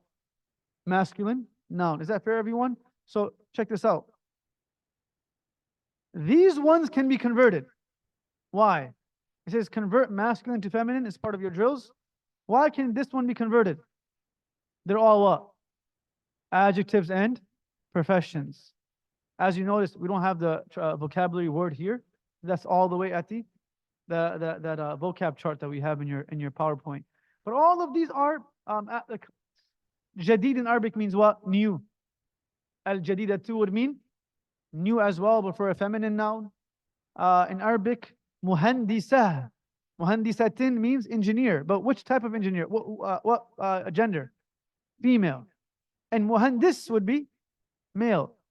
So the rule is you cannot change the gender of a real noun. When I say real noun, I mean a noun in English. But you can change the gender of adjectives and professions because that's how they are used in every language. We don't have like a masculine word for beautiful, then a what? Feminine word for beautiful. It's the same word. It just has that and it has no ta. Jamilun versus Jamila tun. That makes sense, everyone? Is that fair? So inshallah, please, if you don't mind, by next Wednesday, the goal would be that these drills that you have in your workbook, and I know that I know the book looks very simple, but we didn't use our Arabic 101 drills for this. Some of you have done Arabic 101. We recreated the entire book so that it's simplified and it's also to the point. There's no extra fat in this book. There's nothing extra. Every drill should be completed. And if it is completed, I can guarantee for you that you'll understand and enjoy the intensive. And if you don't complete the drills, I can almost guarantee for you that you'll have a hard time because the drills are made for that. There is nothing else you're required to do in this class except to do those few minimal drills, which will require like 20 minutes of your week. 20 minutes. And if Sheikh Hamdullah is nice, he'll do it in class. Right? He'll let you actually do it with him in class. On Thursday at 7 p.m. every week, Badr Khusru, who helped put this the actual book together, he will host an online TA session. So he'll actually be doing the drills with you. So anyone wants to join, you all can join that as well and do it together. But I would hope you don't need a TA for this. You can use a TA for support, but a lot of this is, inshallah, doable on your own. Okay, we did what? What was the first concept we did? Ma'rifa and nakira. 99% of ma'rifas are through what? Al. 99% nakira are what? To tanween. Leave with that, I'm happy. Next thing we covered was what? Feminine versus masculine. 90% of feminine nouns have what? Ta. If it doesn't have a ta, it's what? Most of the time what? Masculine. Of course, you have the other 5 as well. Most of the time it's going to be what? Masculine. Why are we learning this? To know the characteristics of a noun. Why? So I can identify it, and B, I can build on it. If I know it's a feminine noun, I will give it a feminine adjective. If I know it's a masculine noun, I will give it a masculine. Now, since I know al-bayt is masculine, I won't say al-baytu jamilatun. I'll say al-baytu jamilun. And since I know as-sayyaratu is feminine, I will say as-sayyaratu jamilatun. Does that make sense, everyone, inshallah? 4 qualities of a noun. We finished 2. If you all can just wait here, Sheikh Hamdullah will walk in and he'll start from status, inshallah. Is there any questions before I walk out? We're good, inshallah? Who's at a 10 out of 10 so far? You don't have to be humble. 10 out of 10. It's not a fundraiser, okay. 9 out of 10. Who feels like they're at a 9, like 9-ish? Anyone? 8. Who's at an 8? 8. Who's at a 3? I got you guys. I'll help you after. 3? Brother, 3? I got you after. I'll be here. Anyone else need help? Who's at a 3? Okay, you guys are, mashallah. Who's at a 5? 5-ish. Okay, alhamdulillah. So my request would be if you're at a 10 and you don't do the drills, you'd be at a 5. No, I'm serious. And if you're at a 5, in the Arabic 101 students that are part of the associates will tell you this in the online ones. If you're at a 5, if you do the drills, you'll be at a 10. Because it's self-study now, inshallah. Jazakallah khair, everyone. Please don't leave. Alhamdulillah is here. Assalamu alaikum, Sheikh. Naam, Habibi Saeed. Sorry. Sorry. I'd like to ask a question about masculine and feminine names. So, are masculine names exclusively used for males and vice versa? Because I heard that in the Hebrew Bible, that woman in the Hebrew Bible may have male names in Hebrew, and males may have female names linguistically. There could be male names that are used for females, like Noor. But for the Mhm. most part, for the grammar purpose, it's mostly exclusive. I see. So, would you say that woman may have male names in Arabic? We have male names and female names, right? I see. Yeah. Yeah. And there's some names that can be used for both, but it will still have a masculine or feminine gender. Like, for example, I use the example of the word Noor. Noor is a masculine word because it doesn't have a ta, but it can be used for a female as well. I see. is it possible that like a linguistically feminine word could be used for male as well? Yeah, it's possible. I see. Thank you. Musa is masculine name because it's a male. It was given to a male. It's like Hamza and Osama. Jazakallah khair, Sheikh.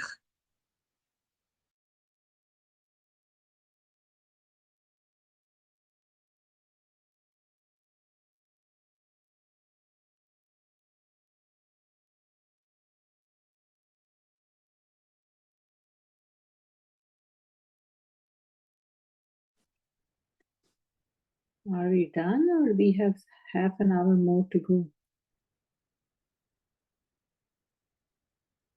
They said we're gonna start with someone else for status. Thank you.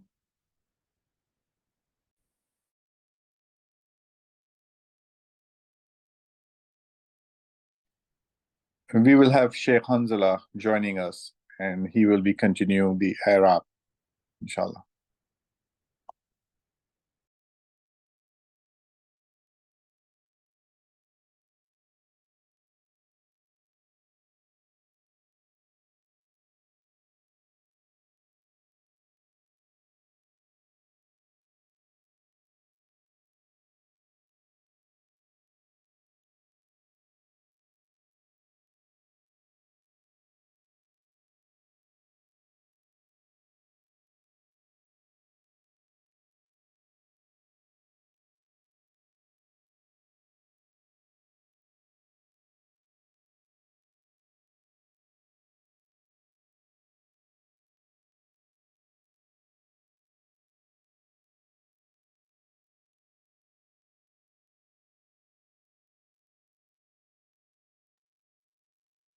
Sorry, I joined a little late. Where is the course material? Okay, so the course materials on the website. Well, I think there was an email sent to you guys, right, guys? Okay.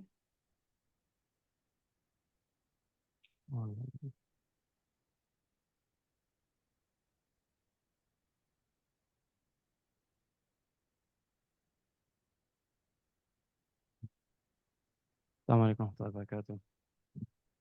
Bismillah, alhamdulillah, wa salatu wa salam ala rasulillah, wa ala alihi wa sahbihi wa sallam. I'm sure you guys received a lot of introductory remarks from Mufti Abdul Wahab already.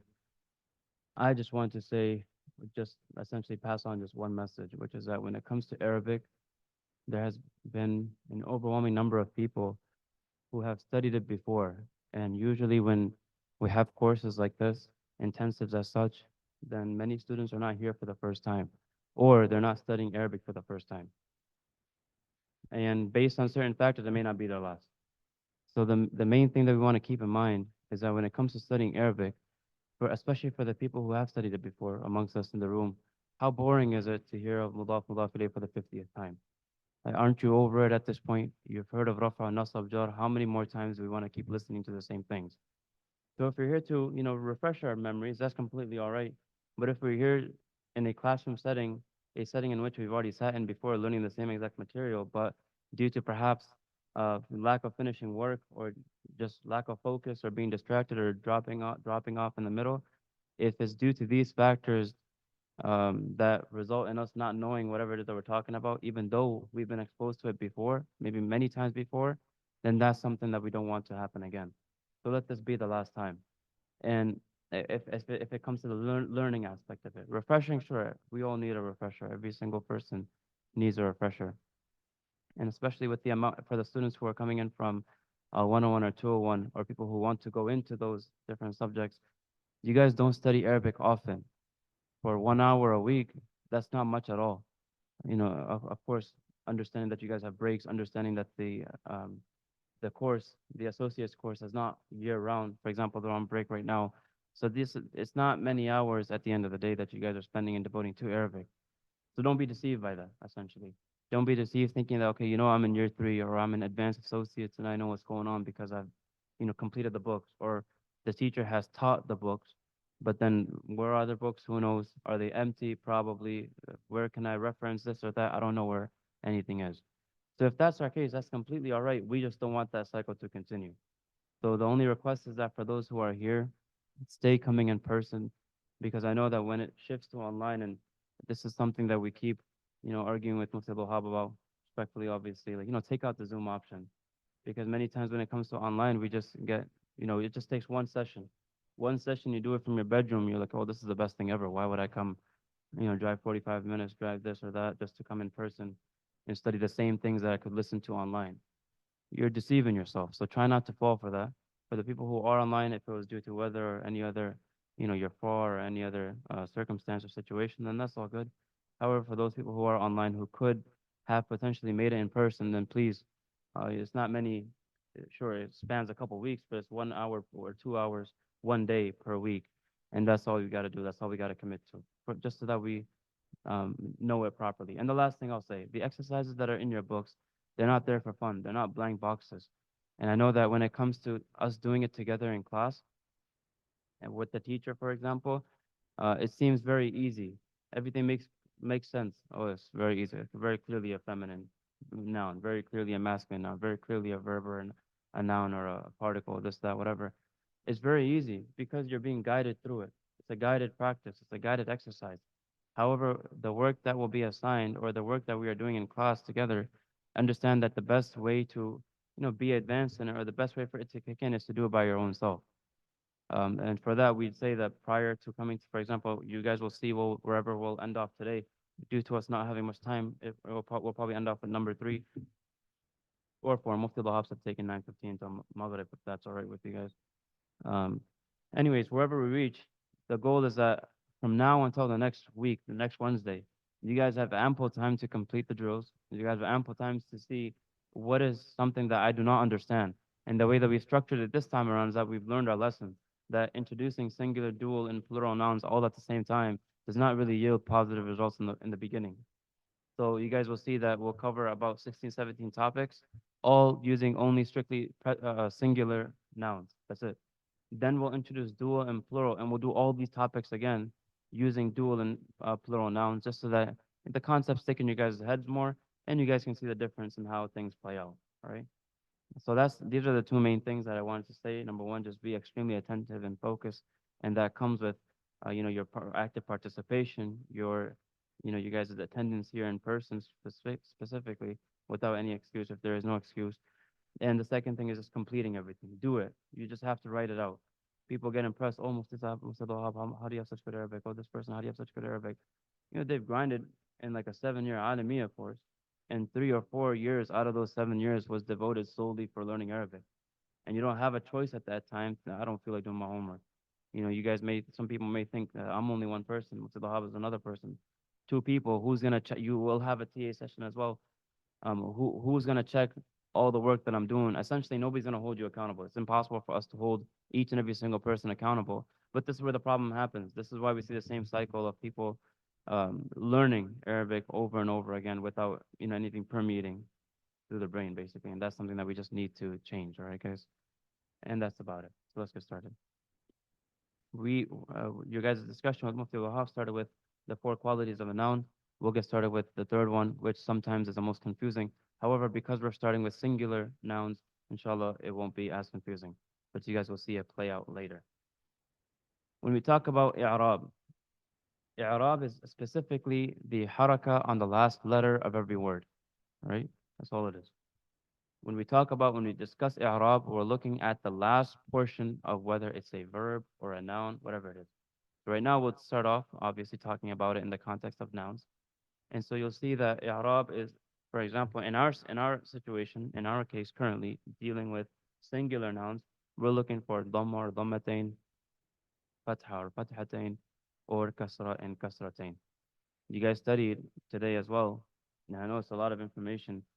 The difference between a fatha versus a fathatain, right? The difference between a ma'rifa and a nakira noun. You guys studied that already, right? Or no? Yeah. All right. Let's move on now. So here's a bunch of words, all right? I basically summarized it for you guys already, and I'll summarize it right now as well. You guys have access to these slides. Use them more as a reference, especially while we're in class. Try not to follow along the presentation, because then you're either getting one or the other. I'd rather you get myself right now, and then you guys can look at the PowerPoint over the next week, all right? Now, why are i'rab, or why is the knowledge of i'rab something important in the Arabic language? Simply put, without i'rab, without the correct i'rab, we're getting messed up definitions. We're getting an improper translation. And at the beginning of it all, we're not reading it properly whatsoever. So as you know, in the Quran, in the Masahif that we have, you have every single haraka there. This is to ease the reading and thus leading to a correct translation for those who are not proficient in the Arabic language. Now, we're not talking about Arabs, non-Arabs, doesn't matter. It's just the language as the language itself. So now they gave some examples here. In the Arabic language, we specify certain states. Now I want you guys, for the word i'rab, what did we have here? Status, right? So we want to assign to this Arabic word, the English word state, the state of a word. What is its respective state? You guys will learn later on that if I have a sentence, now let's look at the example that they have here. Nasara rajulun waladan at the bottom. You guys see that? The first part is a verb, nasara. We're not going to concern ourselves with that. We have not been introduced to that yet. It's okay. The next two words are both nouns. What do you guys notice between the word rajulun and waladan in terms of their status, meaning in terms of their i'rab? In other words, in terms of their harakat. Go ahead. What they're different how? What's on? Go ahead. So what type of tanween? What's on? They both have tanween technically because tanween is two of anything. So rajulun has which type of tanween? Dhammatain, and waladan has what? Fathatain, right? Fathatain. Kasratain is at the bottom, the two at the bottom. Now, this specification shows us how to translate the sentence right here. If I say nasara rajulun waladan, as how I have here, we'll learn later that a doer of an action, the noun which is a doer of an action, will always come in the state or in the status of being marfu', meaning having dhamma or dhammatain. Now, what does that mean? How does that help us? How is that important? The moment you see a noun having a dhamma or dhammatain, in this example specifically, we only have one option, that is probably the doer. In fatha and fathatain, and I know this is a bit new and it's coming at you guys fast, we'll summarize it at the end. Fatha slash fathatain represent the doer, meaning the thing receiving the action. So now we see the sentence right here, nasara rajulun waladan.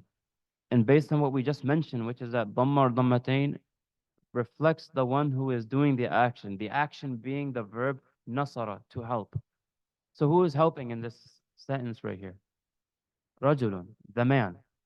Rajulun meaning the man. So the man is helping, and who is being helped? We'll see that. And now keep in mind, by the way, let's say we don't know what any of these words mean. Based on purely statuses and states of nouns, you can identify at least something, you can at least add something to the translation from the get-go. So let's rewind a little bit and let's imagine that we don't know. Let's pretend, for those of us who don't know what this means, and for those of us who do know, let's just pretend that we don't know what rajul and walad means. We don't know what they mean. And we know what nasra means because I'm telling you what nasra means. It means to help. Now you have rajulun, you don't know what it means, but all you know is that he is the helper, because of the status that has been assigned to it, which is the dhammatain. And then waladan, you don't know what that means either, but all you know is that this is the one being helped, because it has fathatain being attached to it. And fatha or fathatain represents the person or the thing receiving, who is a recipient of that action. So now we just plug in translation. What does rajulun mean? You guys know it means man. What does walad means? It means boy. So now who is helping who? The man is helping the boy, right? If I wanted to flip this sentence around and I wanted to say that the boy is helping the man, take a moment, try to write it out. How would that look like? Write it out. How do I flip? And it's not the bottom. It's not the second option. Okay, it's not here. So how would I flip it around? That the boy helped the man. Nasara waladun We're gonna hear rajula. one more time. Nasara waladun rajulan. Good, perfect. Nasara waladun rajulan. Nasara waladun rajulan. I flipped it around basically. I haven't flipped the words around. I have flipped the status of the words around. Does that make sense? I just asked you guys to write it so you can see that happening clearly. A very common example that is usually given in the Quran, just to show like nobody makes this mistake, but just to show that if you do make this mistake, how crazy of a translation you'd get. You have in the Quran, right, that قتل داوود جالوتا. قتل means to kill. Dawood Jaluta. Who's killing who? Dawood is killing Jalut, right? Now, if you flip it around, you get a completely incorrect meaning, right? If you read it right like that, with a flipped status situation going on, your salah breaks. It's not accepted. Now, obviously, this is a mistake which nobody's going to make because people have memorized it as such.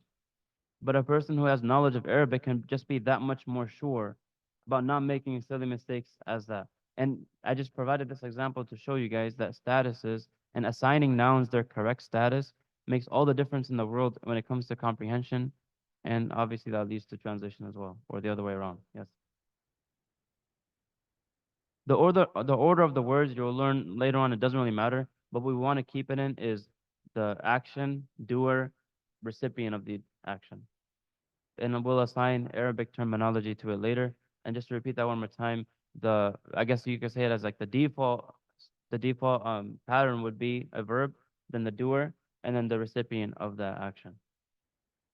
So the second one here, the last bullet point, basically, you won't see that often. They just showed it to you. They just wrote it that way just so that you guys can see that although we flipped the words around, we haven't flipped the states whatsoever. They're still the same. So in both examples over here, rajulun is still marfu', meaning it has dhamma or dhammatain. And that will lead us to our next slide. What is marfu'? What is all this stuff? So here it is. Okay. Ooh. What was I supposed to read all this? There was 75. Okay, we're gonna put it away. All right. So i'rab, guys. I'rab are basically states. And keep in mind that we're talking specifically about the states of nouns, all right? So don't apply this stuff when you guys learn verbs. That's something that we do often. Don't apply it. Because verbs, although they'll share some of these states, very quick example, or a rule rather, verbs don't have the last state, majroor. Now the English stuff, I don't even know how to pronounce it. I've never seen that before, to be honest, until I saw these slides. Nominative, whatever, whatever. So I never seen that before. Just I use that to just use the Arabic terminology, and because that is what you'll probably hear myself and Mustafa Wahab using way more than these English terms. I don't even know where they got this stuff from. So marfu'. Understand that with nouns, guys, with nouns, the default state of every single noun on the face of the earth is marfu'. Can I finish? Yeah. Okay, then let me finish. Wait, girl. Okay. The default state of every single noun. Right now we're talking about singular, later we'll talk about dual, and then we'll also talk about plural, but it doesn't matter for this rule that I'm saying right now. Any noun, whatever it is, will always, its default state, it's always marfu'. Okay? Meaning, if it's anything else, if it is, for example, mansub, or if it is the third category, majroor, then it must be affected by something. Something must have affected it for it to change its state. Okay, guys? Keep that, yes.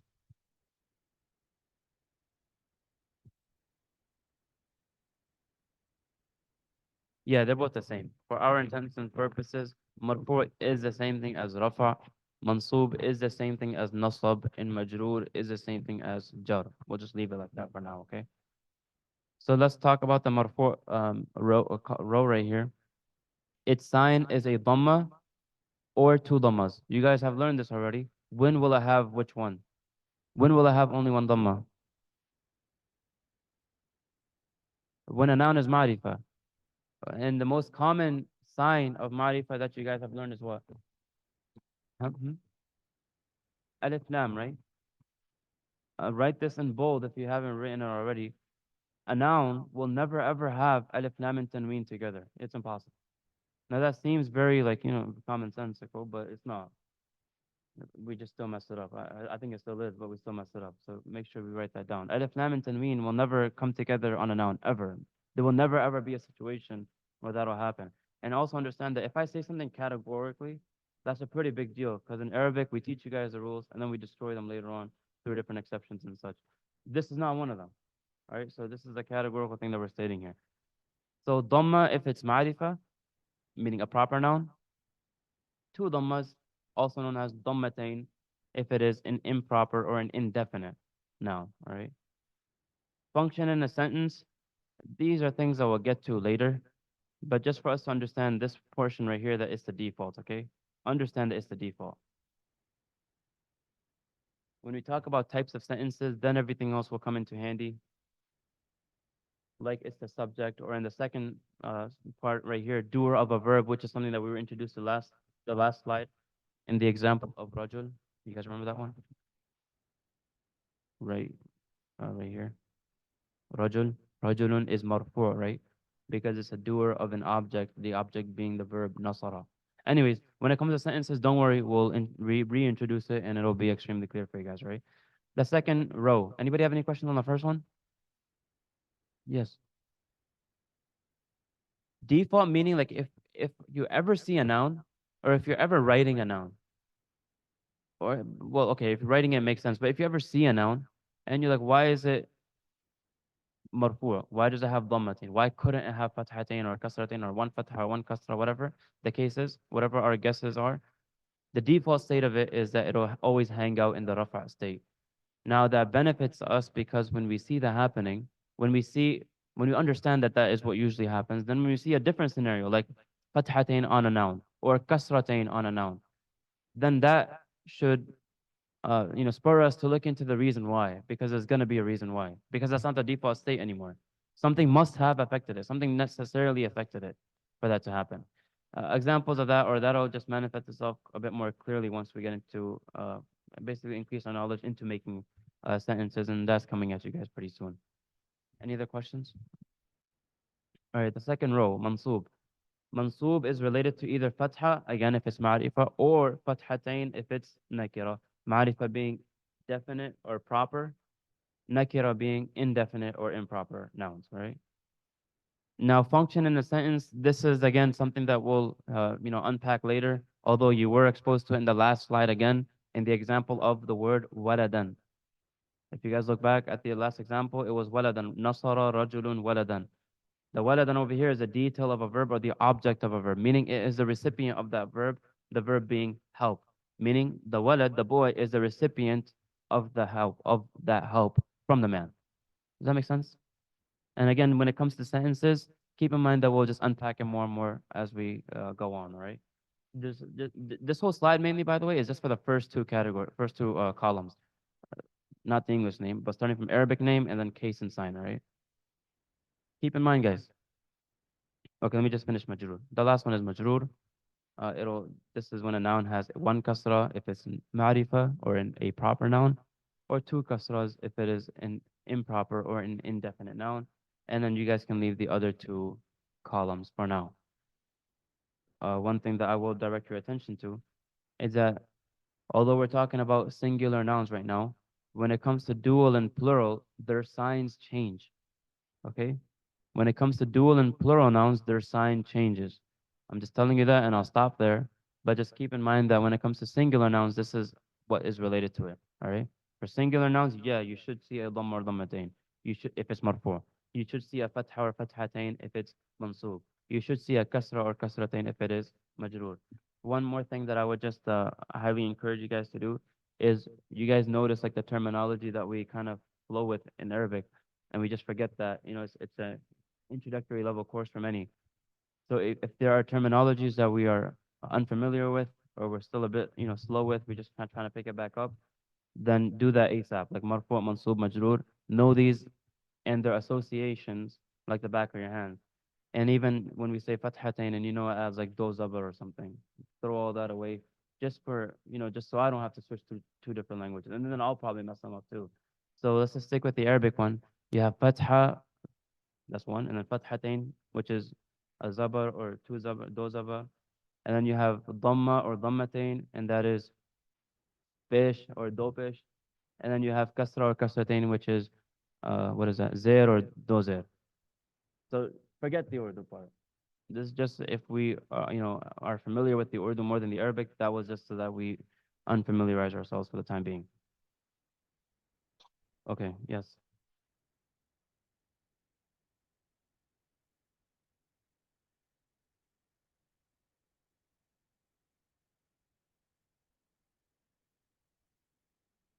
There's mudaf mudaf ilayh or there's harf jar. These are the two options. If it is mudaf ilayh, which we'll get to later. No, just after harf jar. Okay, so look at these English examples. Not right now. Okay, moving on. Identifying status.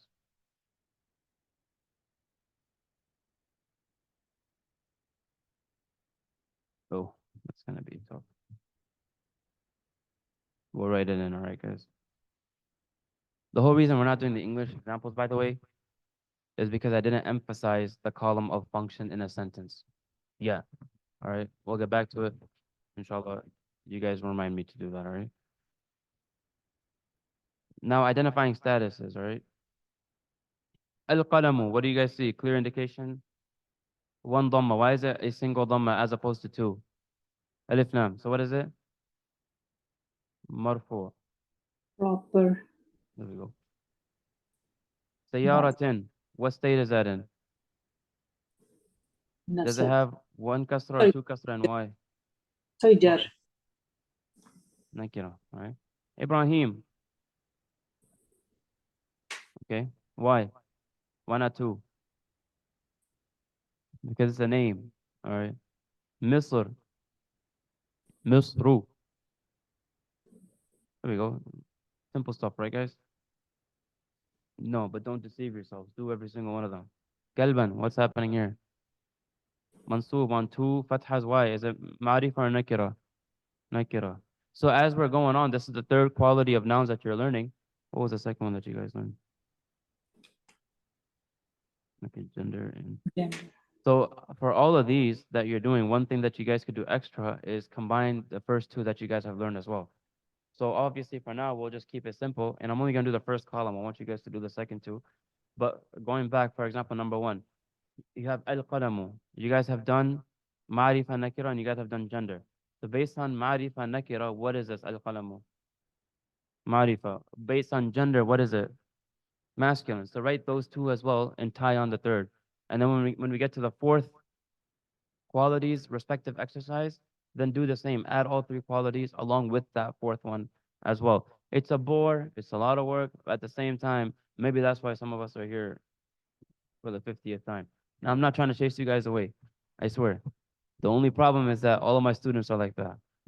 At like the advanced class or whether it's third year, whether it's you know, in Seekers or whatever it is, I'm looking out for you guys in the sense that I just want this to be the last time because I know that you guys put in the work now, you guys signed up now. What if after this time you're like, forget it, I'm clocking out at Mosul Safa this time? Then what? When are you gonna pick it back up? The next time you pick it back up, you have to sit through this entire thing first till you get to the area where you find what you don't know. And then what? My glasses just broke. Till you find what you don't know. And then you're gonna move on. So how many times are you gonna keep applying and reapplying and then just joining these different courses just to find out where you left off at?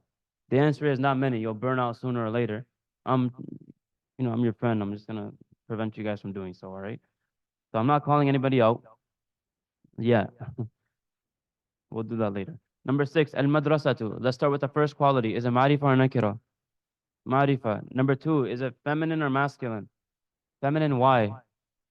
And then the last point, is it, yeah, what state is it in? Sorry. Marfu, right? So you guys do all that work, right? Udhunun. Udhunun. What does this mean? Ear. All right, keeping that in mind. Is it ma'rifa or nakira? Nakira, okay. Is it masculine or feminine? Feminine, why? Body part in pairs, okay. And the last point is what? Marfu. Finish it. All right, guys. Finish these two columns just as how we did it right now. I'll give you guys 5 minutes to get through as much as you can right now. And then actually, no, I'm not giving you guys 5 minutes. Continuing, moving on. An intensive, guys. We gotta feel rushed. Identify I'm a genius. Identify the type, gender, and status. All 3 points again of the red words. All right. The word Allah in the first question. Narullahil muqadatu. 2 words are read here. Let's talk about the word Allah first. By the way, just a side note, an important side note, however, when we see the word Allah being used in an example, and we are referring to the word Allah, don't say, oh, Allah, for example, in this sentence, we're not going to say Allah is and then mention the state. We're not going to say that just to be as respectful as possible, okay? We will say that lafdul jalala.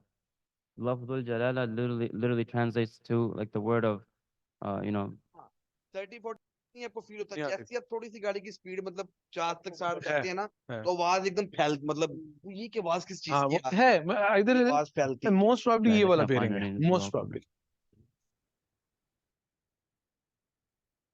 Okay, they're done, they're done. Everybody can yell that today. Okay. Oh. All right. Yeah, thank you. So lafzul jalala is how we'll refer to the word Allah. Lafz means word. Jalala means like might. Basically, it's a word of might, essentially referring back to Allah. However, let me tell you the problem with it, with us not going about that route. Why is it that deep? Whatever. Narullahi, right here, Allah. If I say Allah is majroor, now we all know in our classroom right here that we're talking in the context of grammar. Majroor, however, means to be low. And now, obviously, nobody's saying that. No, nobody's saying that. But at the same time, just to err on the side of caution, you'll see it in books as well. And for example, people who have done grammatical works in the Quran, when referring to the word Allah, they will always use this phrase, lafzul jalalati majroor. So for example, in the first sentence right here, you have Allah. So you're going to say, I'm asking you, hey, what is the state of the word Allah or lafzul jalala? You will say, lafzul jalala is majroor. Does that make sense? This is just a side note. Okay. So lafzul jalala here is in which state, guys? Majroor. Muqadatu is in which state? Marfu. Marfu, right? I want you guys, for all of these red highlighted words, make sure you do all three of these, all right? Which is the type, is it ma'rifa or nakira? The gender, is it masculine or feminine? And the status, is it marfu, mansub, or majroor? Do it for all of these, all right? And none of these are like trick questions. Let me just double check. Yeah, none of these are trick questions, guys. Whatever you see is what it is, okay? The trick questions come later when we play around with dual and plurals and stuff. That's later, okay? So this one also has to be done, all right? This is the second table that you guys need to finish. The last table that you guys have to finish is this one right here. This one, okay, this one's not done. So convert the words as per direction. Nice. Number one, you have the word tilmeed. As you guys see, the last haraka, i.e. the i'rab, is not given to you. So in the first, ठीक है यार ये जो chirp है ये बढ़ तो नहीं जाएगा राइट एक रिस्क है okay. The first word is tilmeed. You're being asked in the first column, hey, make it ma'rifa, keep it mudhakkar, and make it rafa, which is the same thing as marfu. So guys, take 15 seconds, and I want an answer for this. 15, 14. Go ahead, write it in.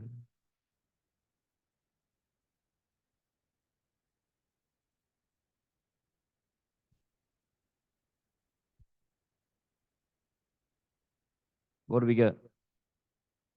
One more time. Yeah, at-tilmidu.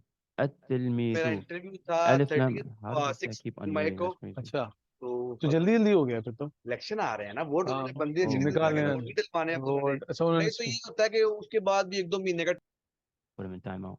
Okay. Whoever knows that guy, he's in the waiting room, okay? All right.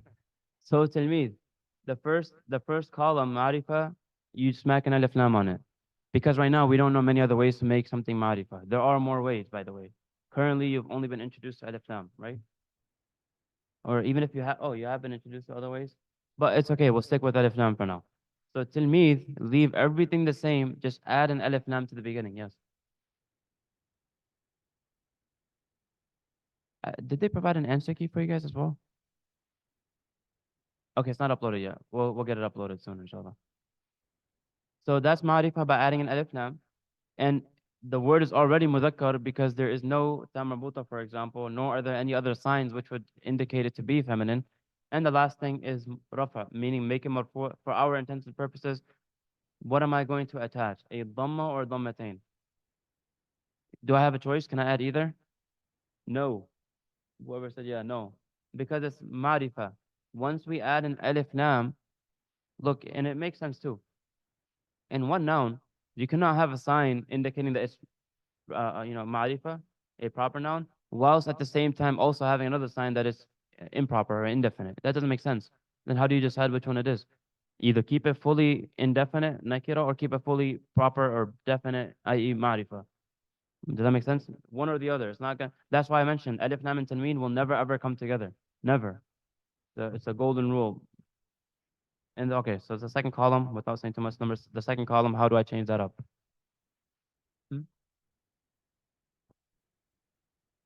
Tilmidatan. So nakira. First of all, nakira. The word that I'm given, is it currently marifa or nakira? Nakira, right? Leave it alone then. Second step. Make a mu'annath. How do I make a mu'annath? Add ta marbuta. So what do I get? Tilmidatun. Default form, right? Default state. Keep it default for now. Tilmidatun. Lastly, I'm being told that make it nasab, i.e. make it mansub. What do I end up with? Tilmidatan. Why am I not adding? Why am I adding an extra fatha to make it fathatain and not just one fatha? Because it's indefinite. If something is indefinite, give it a tanween. If something is not indefinite, you will not see a tanween. All right.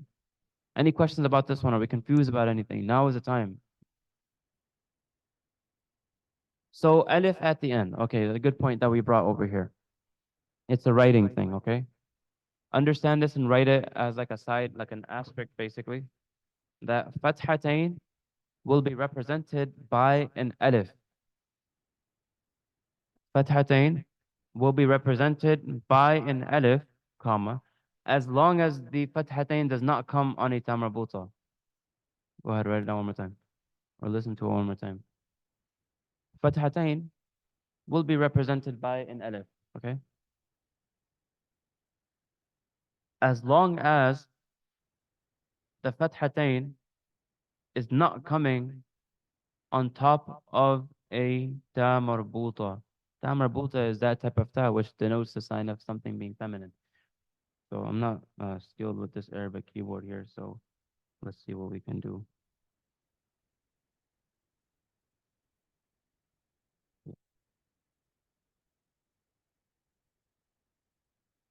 One more time.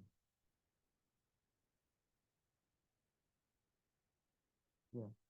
But we want to make it mansub.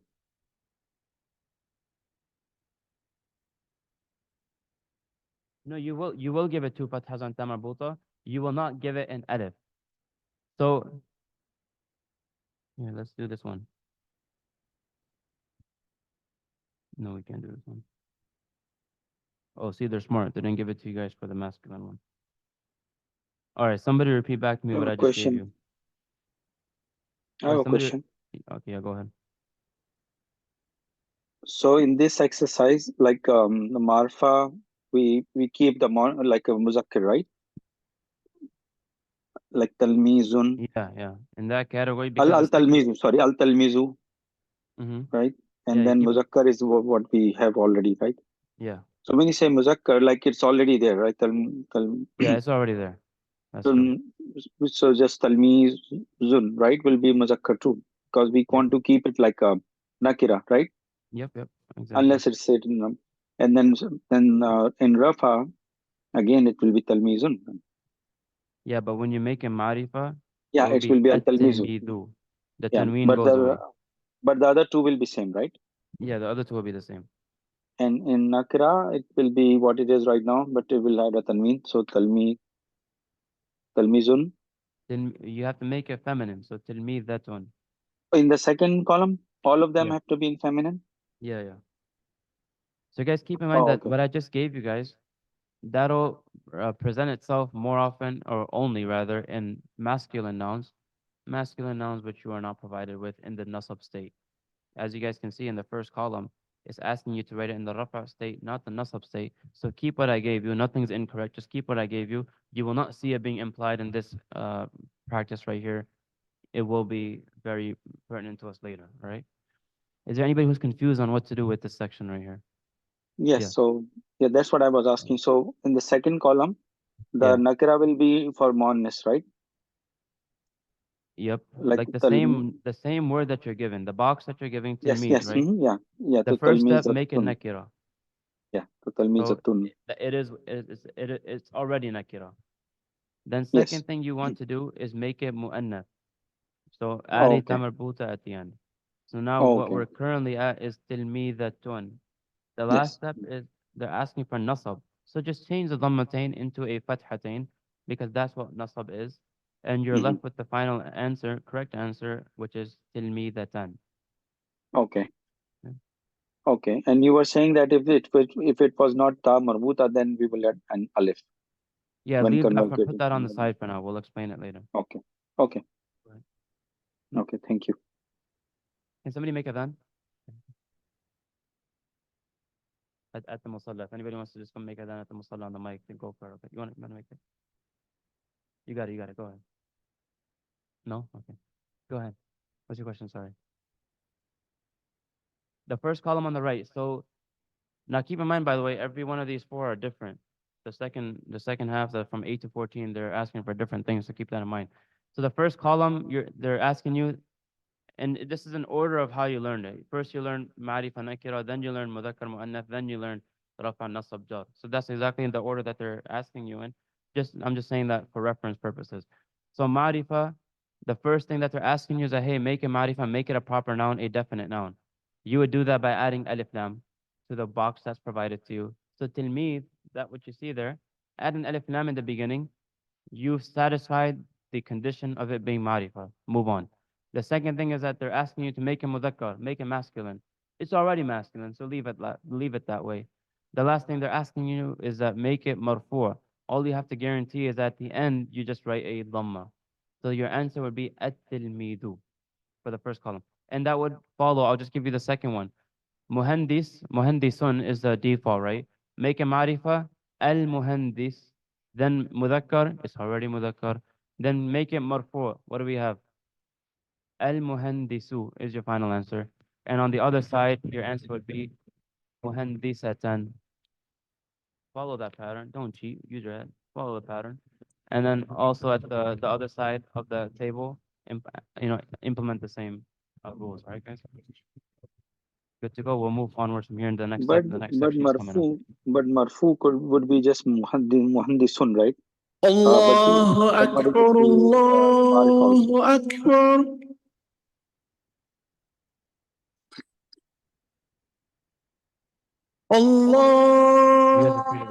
Allahu Akbar, Allah. Make sure you guys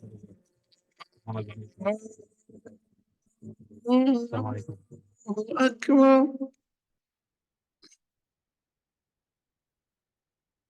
أشهد أن لا إله إلا الله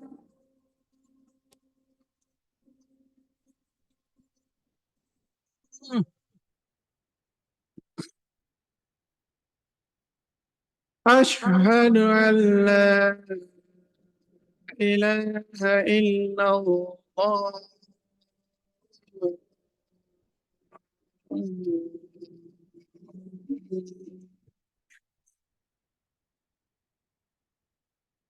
أشهد أن محمدا رسول الله